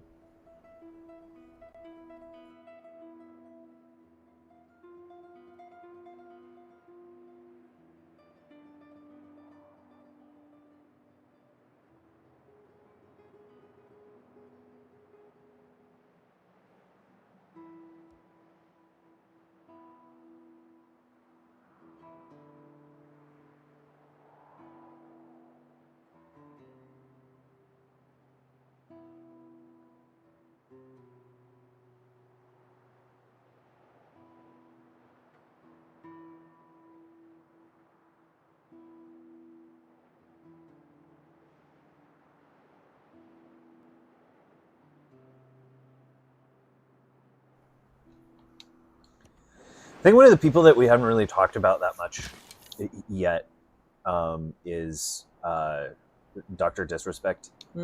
Yes. And I think that, you know, with everything that's come out about him, I can't understand why he would continue to be so stubborn as to try and maintain a platform.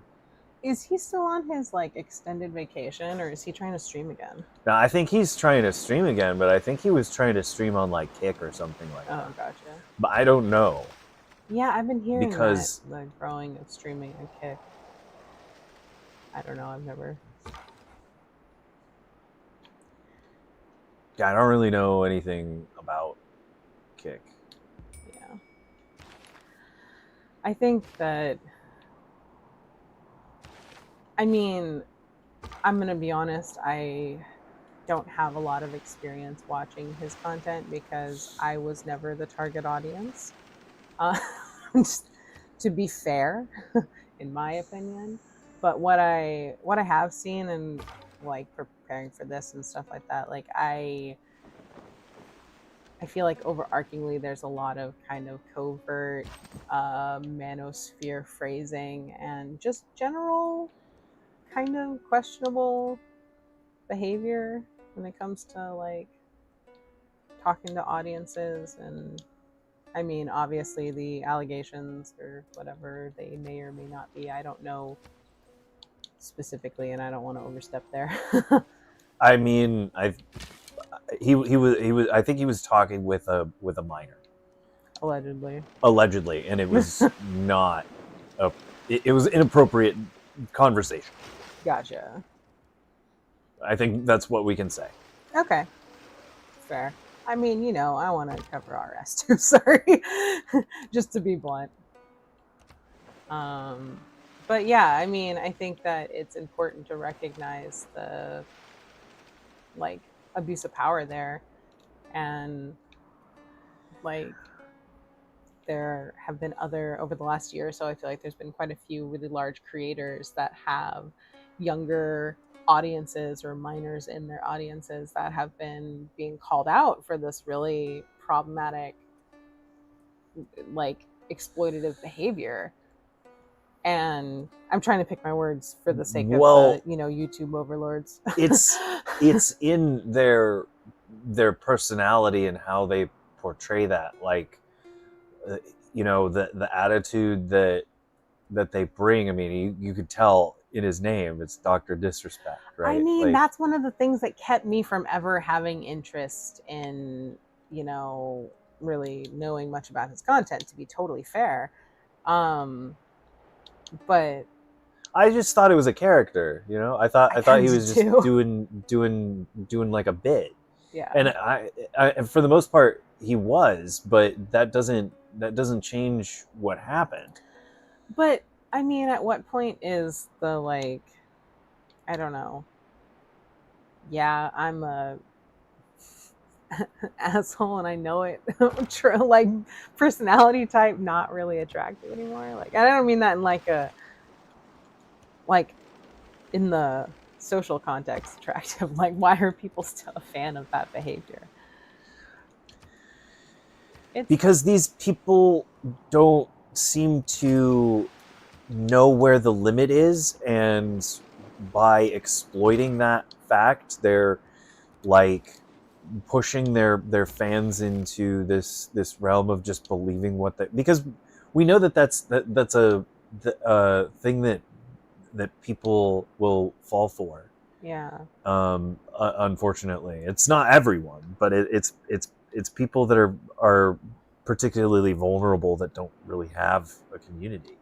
Yeah. And they feel like this is their community. These are the people that they I'm understand supposed to be. my experience too. And that's why it's so important for these content creators to understand that they can't control the parasocial aspect of those relationships. Well, yeah, and also, I think that there's this aspect of, like, if you say something with enough confidence, people are going to just assume that you're right, or that you're talking facts or whatever. Like, I feel like I see creators like Osmond Gold do that a lot, where they're like, well, I can't help that I'm right. Well, I can't help that this is just facts. And then it's like a wildly subjective statement about gender dynamics, or what certain types of people would like about certain types of entertainment or other things like that, that is not substantiated by any kind of statistics or citing of sources. It's just like talking out your ass. Yeah. And then there's a lot of people who take that as, like, fact. Like, well, I saw it on YouTube and this person said this, so it must be true. That's how the world works. When it's this really delusional version of the world, and especially depending upon the person and the streamer, it can really have a more problematic and or misogynistic and or fill in the blank problematic lens. And it just, I feel like, and then you bring in collaborations, and then it creates that pipeline I was talking about in the beginning. This, like, okay, you start out as a gamer, you're just watching content about your favorite shiny dopamine filled game, and then you start feeling disenfranchised because all these people are commenting about boo women or this or that or whatever. And then you see your favorite content creator start to collaborate with people who have more and more extreme viewpoints. And then you're looking at situations like Aiden Ross and XQC hanging out with Trump, and it's a direct connection to politics and to, like, hey, you should be, like, believing this perspective. And it's just this, like, slippery slope of indoctrination, almost, it seems like, depending upon the circles. I'm sorry, that was a little bit of a monologue there. I got a little fixated. That's great. But yeah, that absolutely. And thus the comment of gamer to incel pipeline being fed by these quote unquote fake neutral, I'm saying quote, I'm quoting myself, fake neutral kind of creators that aren't making definitive political statements but are collaborating with individuals who are. And just funnels people to this angsty, like,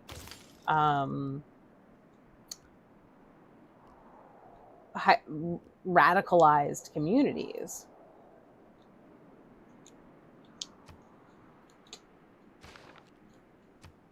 Yeah. This is totally random and about the game, but and then before they even know what happened, they're in a hate group.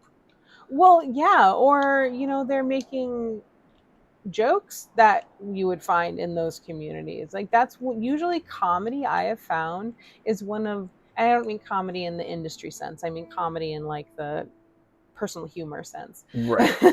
is one of the easiest ways for people to slowly ease others into their extremist ideologies. They just slowly make like more and more kind of making fun of others, sarcasm, other irony based humor and things like that with these twisted perspectives.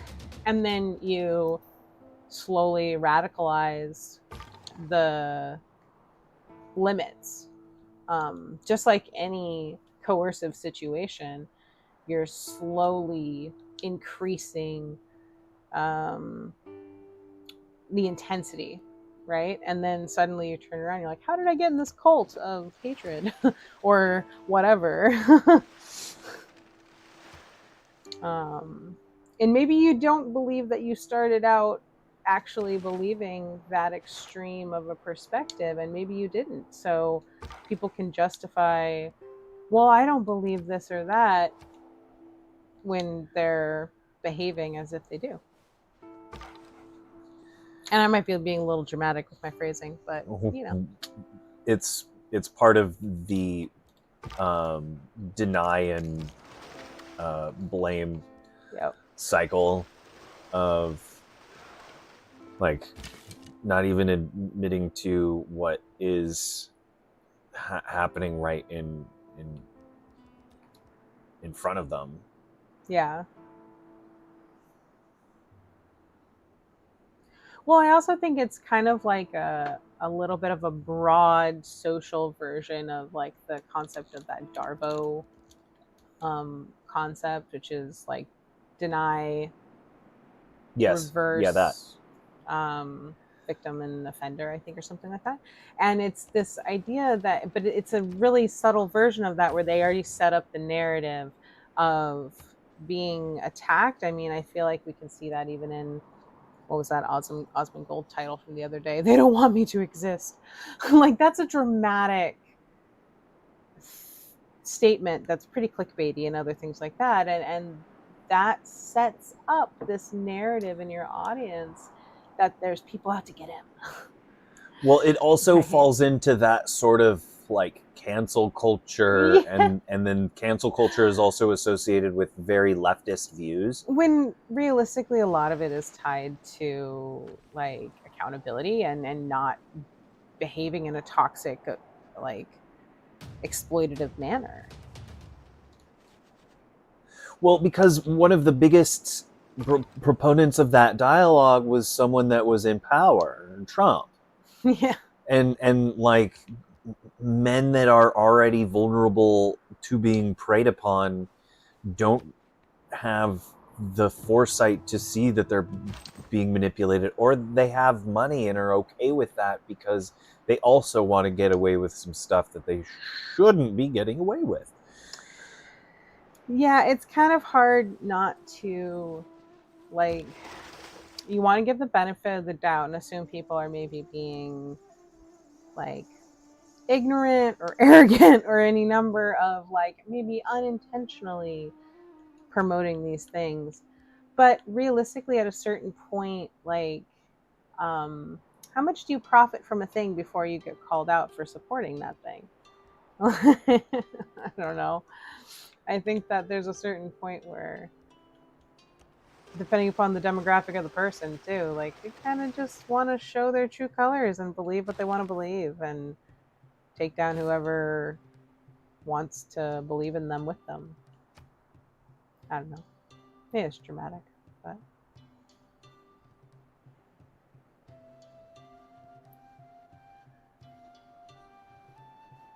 I think that one of the frustrating things for me is that these content creators that we're talking about that are really divisive and really, in my personal opinion, pretty toxic in their rhetoric, are pushed a lot as they're on trending pages, they've got millions of subscribers, they're growing. Like, yes, there have been some repercussions for individuals like Dr. Disrespect being demonetized, but like it's still kind of limited in the sense of like there's not a balance of um, positive content of people trying to strengthen community, not just build a little, I don't know, cesspool to stew in with others.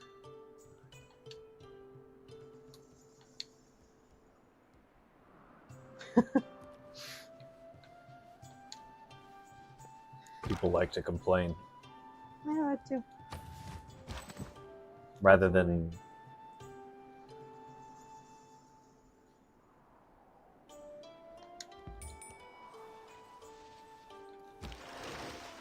I don't know, putting forth effort to change the things that are important.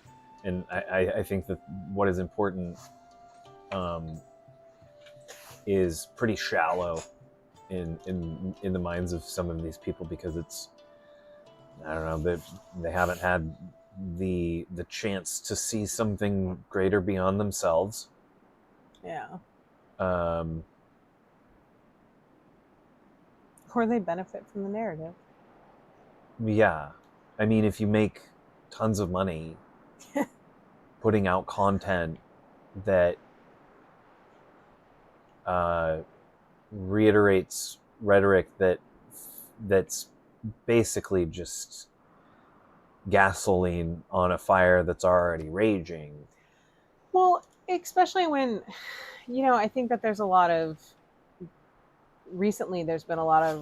creators, and I would say in the last year or so, that I've been seeing calling out some of these creators for making React content and not just, pouring this kind of questionable rhetoric on to their audience, but also just doing it in a way that doesn't really build the creator community either. It kind of scalps from it instead. And I think that it's the combination of all of the behaviors together that makes the problematic situation. I mean, obviously, each behavior choice in particular is questionable and problematic, but like when they're doing all the things and they've got these big audiences and like,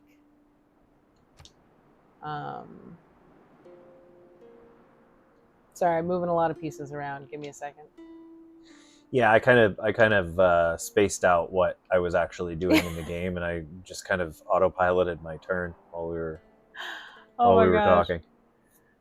Sometimes civilization is kind of like doing a puzzle while we're talking about this stuff.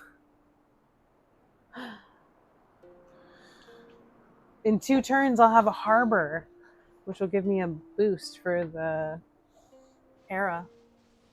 I am not boosting my cities very well. I need a 3rd city. I don't think that any of the people that we're talking about are going to watch this, by the way. Well, no, neither do I. I'm going to continue on living my life as if that's probably not going to happen, because this is a really long... I mean, we're not calling them names. I don't think they're bad people. I think they're making some questionable choices. I'd say that to their face. I think good people make questionable choices all the time. Oh, yes. I don't think that makes them bad people. I think that makes them human. And I think that the problem is that they're not receptive to concepts of community, because some of these people have endured some trauma that they're not willing to talk about. Most likely. That they just bottle up, And honestly, just get a therapist.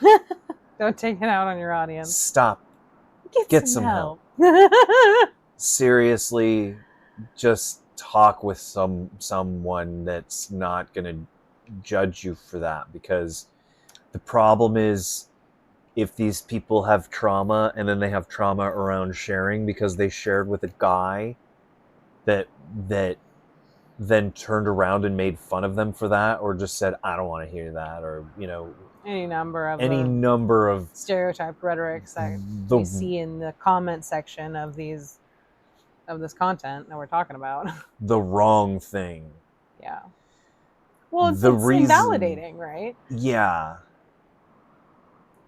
And I think that, there's this kind of like idea that it's somehow unmanly or weak, which I would also like to note that there's also usually a correlation of feminine and weak, but that's kind of a whole nother issue we don't have to get into. I'm just saying. But there is usually this association with like expressing one's needs and emotions in a healthy way as being seen as somehow weak or less than someone who like keeps it all inside until they rage out and punch a wall or something like that and do something even more toxic. And it has always boggled my mind the lack of logic behind that rhetoric. Yeah, I don't either. Well, because again, I think I just realized why. Because Epiphany. Again, other men gaslight other men for having these experiences. Oh yeah, absolutely. And invalidate those experiences in so many different ways that I don't want to present examples, because it's a pretty heinous thing to do that. Yeah. So I think that probably most people have experienced something that they can kind of relate to that with. Absolutely. The benefit of mental health and mental plasticity is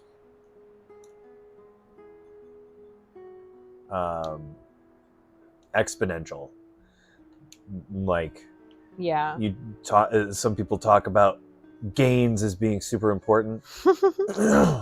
Mentally, that's how you can grow, is by embracing uncomfortable truths about oneself and the world as a whole, and getting some therapy to deal with the fact that those things are beyond your control. Yeah, absolutely.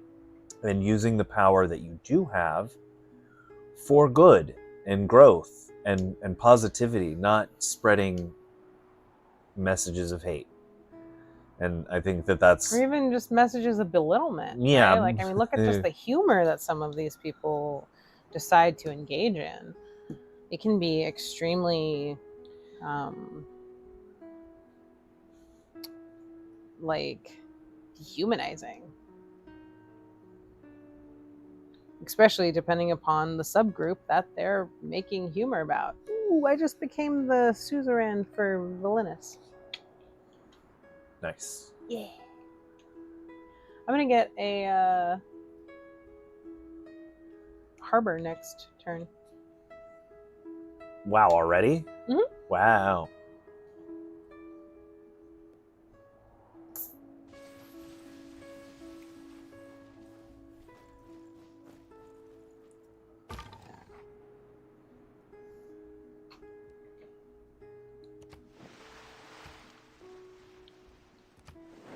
And the thing is, I think people don't understand that, like, in order to normalize these things, it takes really slow, steady progress. And that's what I'm seeing now, is slow, steady progress. And it has been growing for a long time.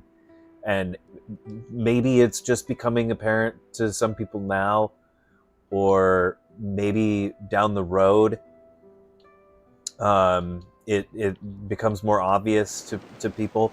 But it's a growing problem, and it's going to continue to grow and get worse in time if more people don't stand up and talk about it. Yeah. So I think that's why it's important for us as content creators to say something about it, regardless of our reach, regardless of whether or not I agree. a ton of people are going to see this, or if it's just going to be a few people. Because it doesn't matter. At the end of the day, it doesn't matter to me the reach that we have, because the funny thing It is, needs to be said regardless. Yeah, the funny thing is, these people talk about censorship feeling like they're being censored. They're being told that they can't say certain things, when in reality their stuff is being pushed in the algorithm more so than people that are talking about the counterpoints that are important. And usually the only time anyone is actually being quote unquote canceled or demonetized, something like that, is when there's actually like a social like pretty intense social request for that, and that's usually based off of pretty intensely inappropriate behavior. And so it kind of blows my mind when the rhetoric is like, boo, I can't say what I want, when realistically, like, they say exactly what they want all the time, and people believe it and take it as fact, especially children, young adults who, like, I'm talking probably 19 and under, who are fans of these individuals, are taking what they say as essentially gospel and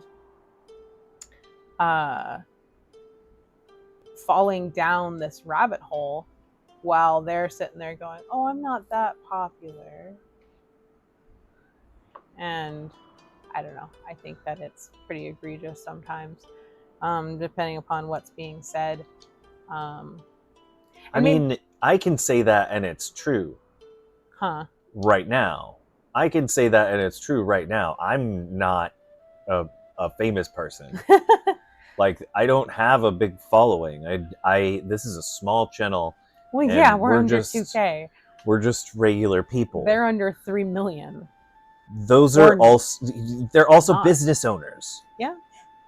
And they make a lot of money. Yeah. So of course they're going to be on multiple platforms on the conservative side, because it's how they make more money.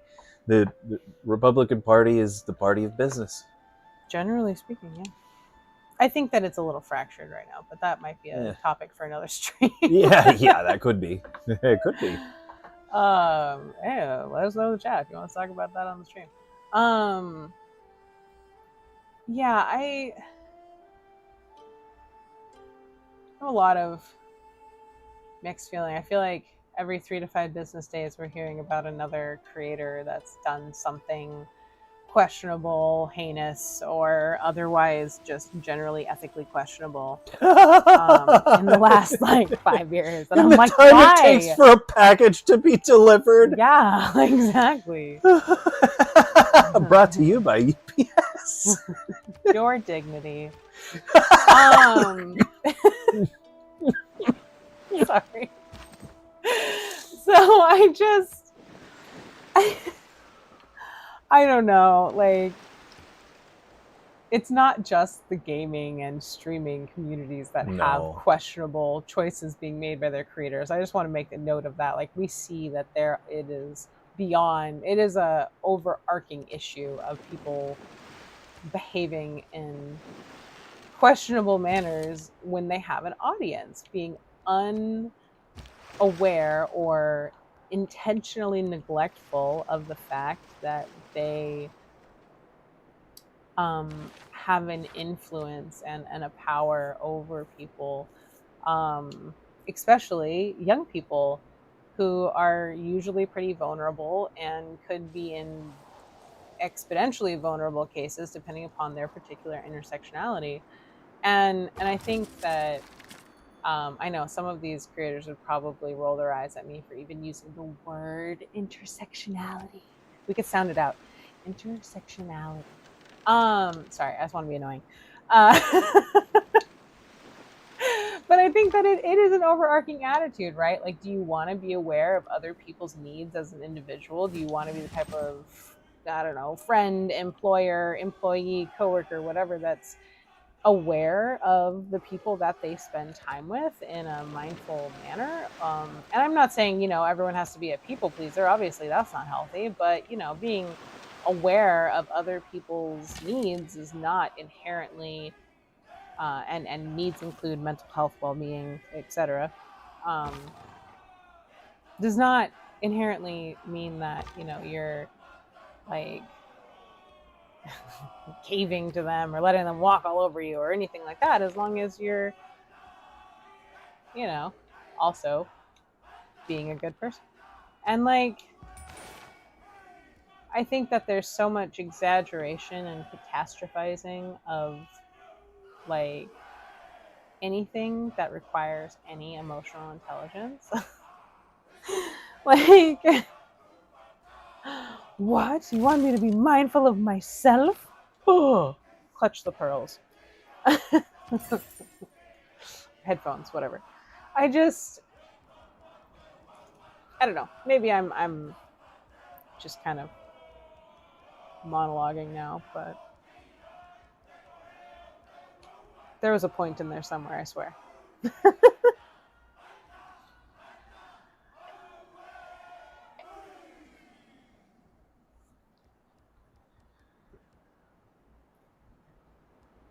Envoys? There's no one like that's going to uh, and for the record, I think that everyone should be allowed to share their opinion, but at what point is that opinion like actually destructive? When like some of these people say some really outrageous things that are super clickbaity, and it's like they're a reality TV star. When the people that they're interacting with, they're really directly interacting with these people. It's there's some separation when there's a TV there, but like it's more than just even answering calls on like a radio show, Right? I think that especially you see it a lot with like Twitch streamers, I feel like. There's a lot of like interactive responding to chat, especially, I mean, when you bring in the concept of super chats and other things like that, right? People paying money to have their chat viewed, which I mean, I just want to, okay, actually, I would like to just set this a subject aside here really quick and just say, and this is a question, actually, maybe people listening can put in the comments what they think. Is it hypocritical to have a feature on your streams where people can use money to upvote essentially their content, so you will read their stuff by putting money on your comment, while complaining about games that quote unquote use predatory in-game purchases? Is that not kind of the same concept, that you can do an in-stream purchase to make your response be seen by this person? That encourages a weird level to parasocial. I forgot what words were for a second. Like, that feeds off of the parasocial relationship. Yeah. And encourages people to spend money to engage with that relationship. Just like Fortnite selling cool outfits in their shop. And I'm not defending Fortnite or any other company for using in-game purchases. I have my own issues with that. But I just think that there's some hypocrisy, irony, fill in the blank, what words you want to use, in like kind of demonizing game development companies who choose to use that feature while having a similar kind of feature in your very own streams. I don't know. Is that, kind of a sense of hypocrisy in and of itself? That's just my opinion, but I mean, I could be wrong. Totally open to argument. Paying to push your opinion is advertising, right? It's just another place to purchase your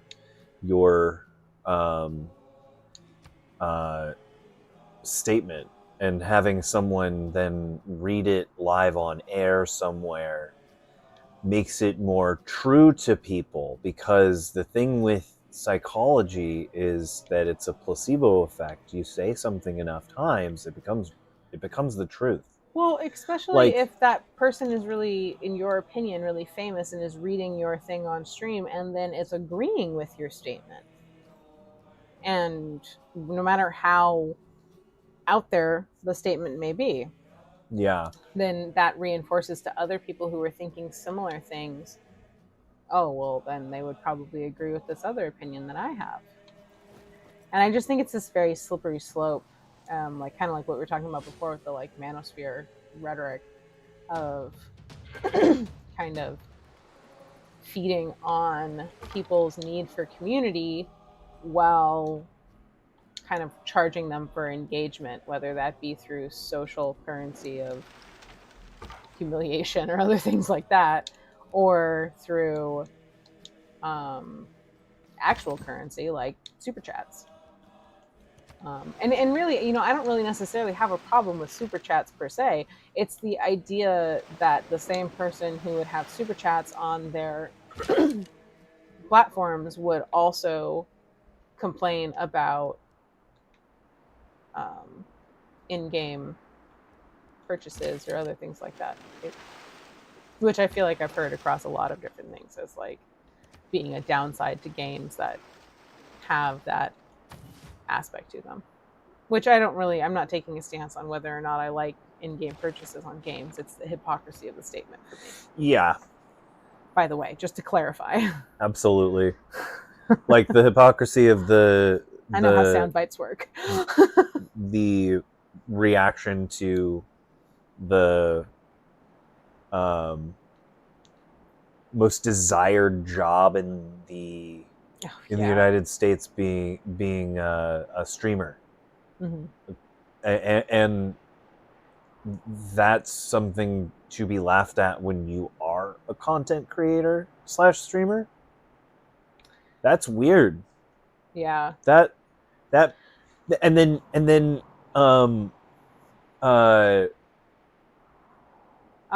for anyone who's not aware, we're referencing Osmond Gold video. Yeah. This was an Osmond Gold video. A react video to, I'm not sure exactly what he was reacting to, but it had to do with a statistic of what the most popular career in what was it? High school age kids? Or I'm not sure what the age was. Yeah.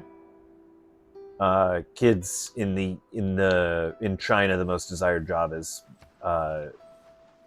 being an astronaut, whereas here it's being a streamer. Right, that's what it was saying. That was the comparison. Right. That's what he was saying. And just totally ragging on kids and the interest of being a streamer, which is ridiculous when you've made millions of dollars off being a streamer. Yeah. Like, that feels like climbing up a ladder and then burning it behind you and being like, oh, why would you want to climb up that ladder anyway? That's stupid to want to climb up that ladder that I just climbed up. And then making the statement that even if you're in the 1%, you might as well just give up now, because you'll never be where I'm at. That's what it sounds like to me. You'll never get here. That is how it sounds. Because you're chopping up the way to get there. Yeah. Like you're completely diminishing psychologically how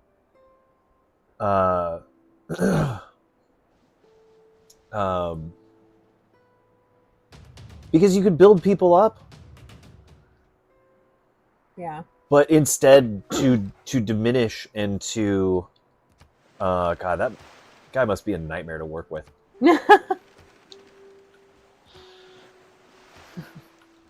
Anyone ever worked for one of his businesses, feel free to share your experience.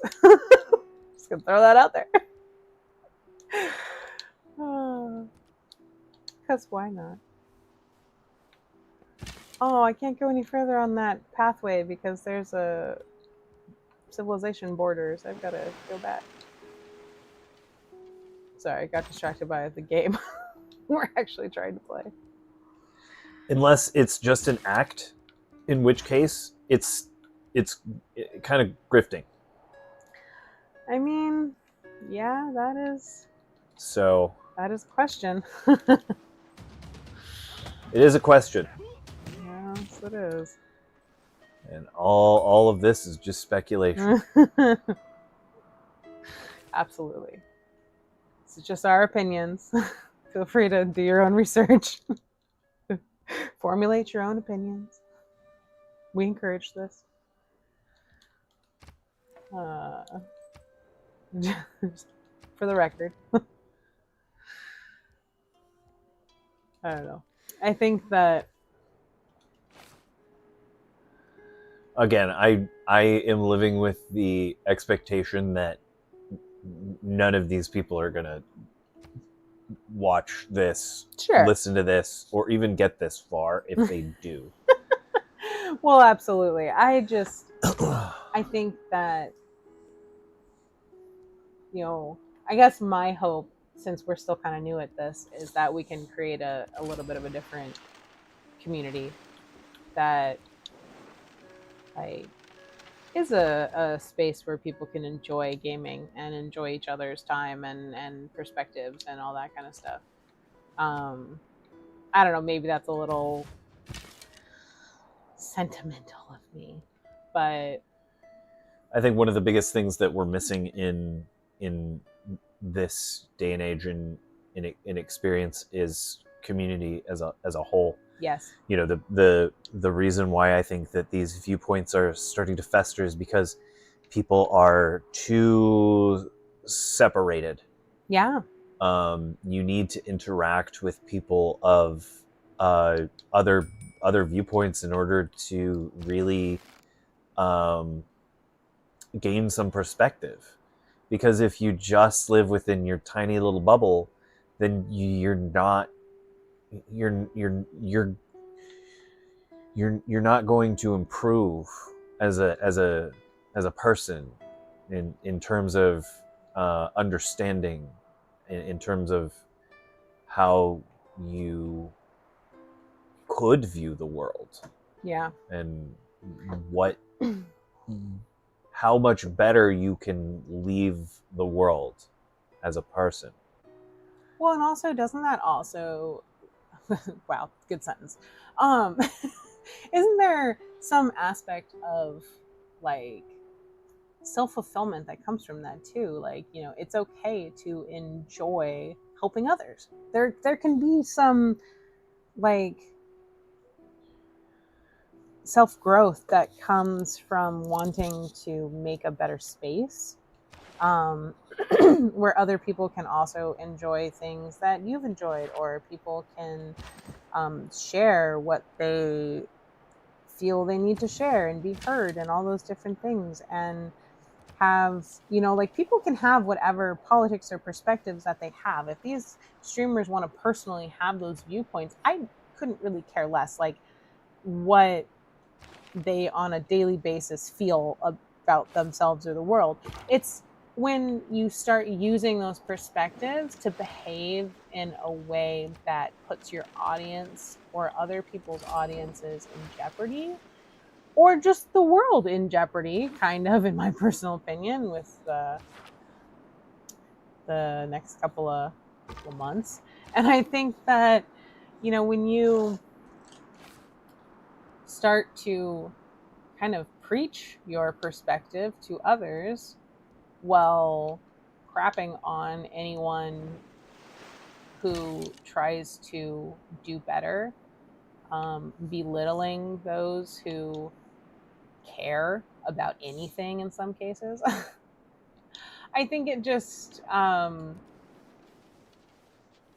like, what does it add to the space and how Chaos.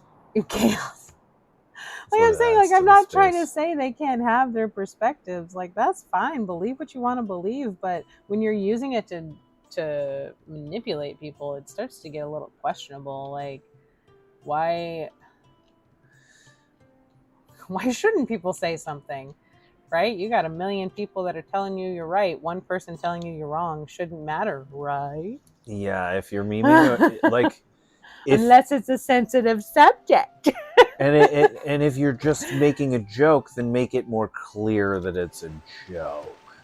And I mean, there could even be an argument for, comedy is one of those.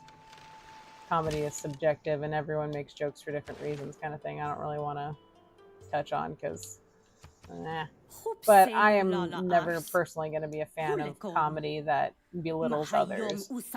And I think that when your standard is to find ways to belittle others in your dialogue and your humor, I think it just shows your standard palette of colors. Like, who you are on a regular basis is what ends up coming out for most people in their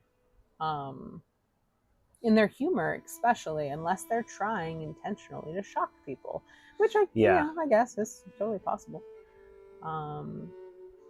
But it gets views. Yeah, it does. Gets views. Gets people hate watching too.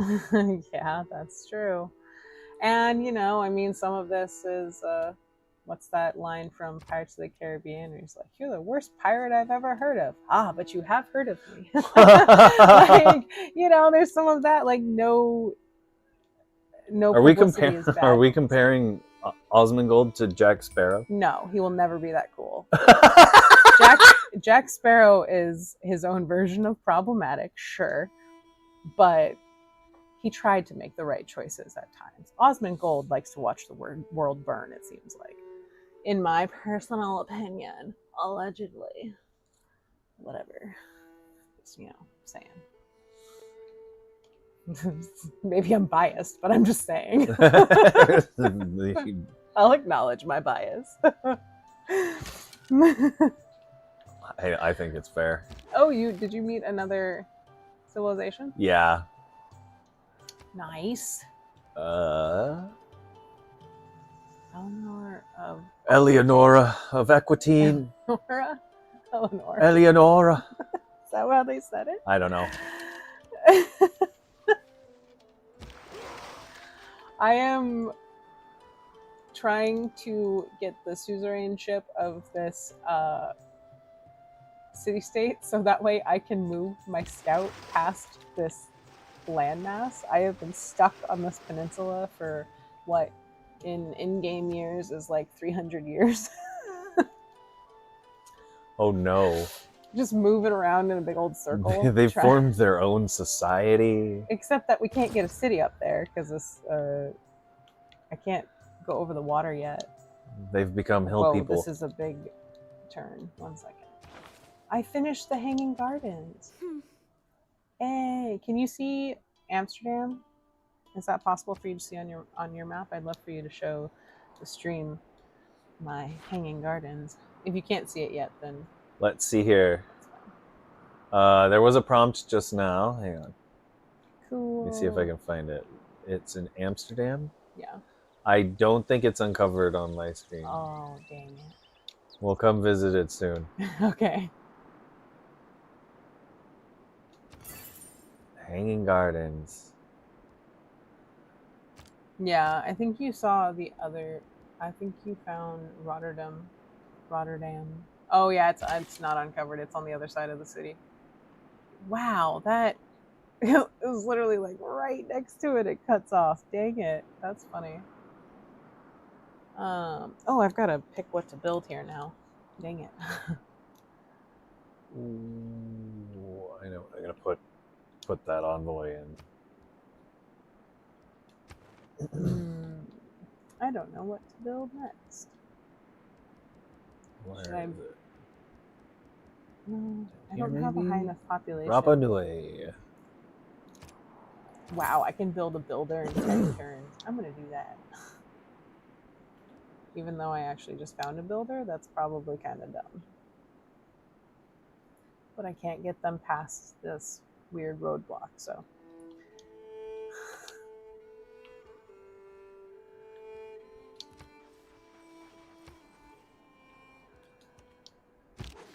I keep getting stuck on land masses where I can't go on the deep water. Sorry, that just made me think of a song from Land Before Time called Big Water. Anyway, sorry, my millennial was showing. I'll stop. I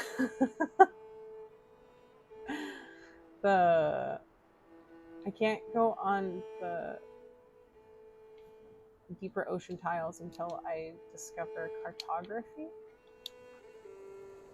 But I haven't wanted to research that far in advance because of how it moves our eras forward, and I would rather have a little bit more time to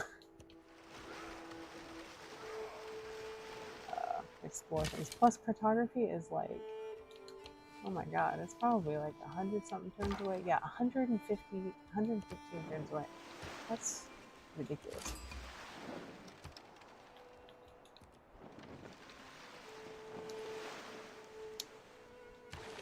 I think I got distracted. Yeah, I got a little fixated on that turn. There was a lot going on. Admittedly, we have been going a lot longer than we normally do this round. Yeah. This particular broadcast too, we've had a lot to talk about. We have a lot. We got big opinions on these things. Big feet. I'm gonna mute for just a moment here.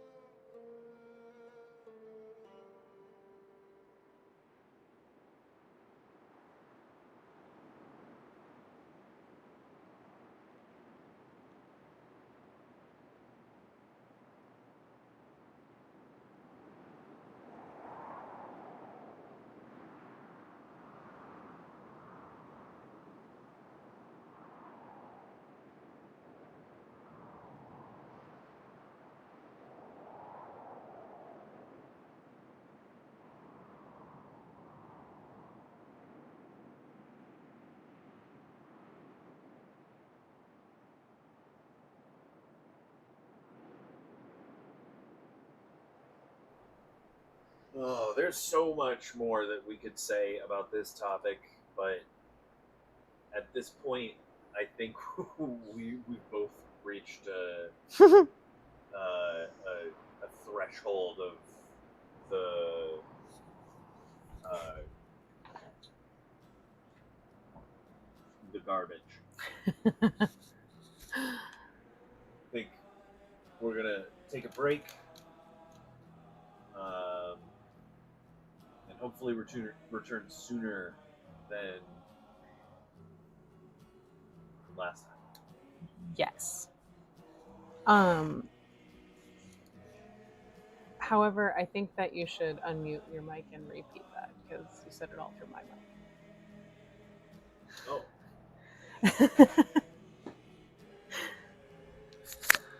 Okay. Technology. I know, right? This is why. This is absolutely why. I think we've reached a threshold of how much of this garbage we can keep talking about.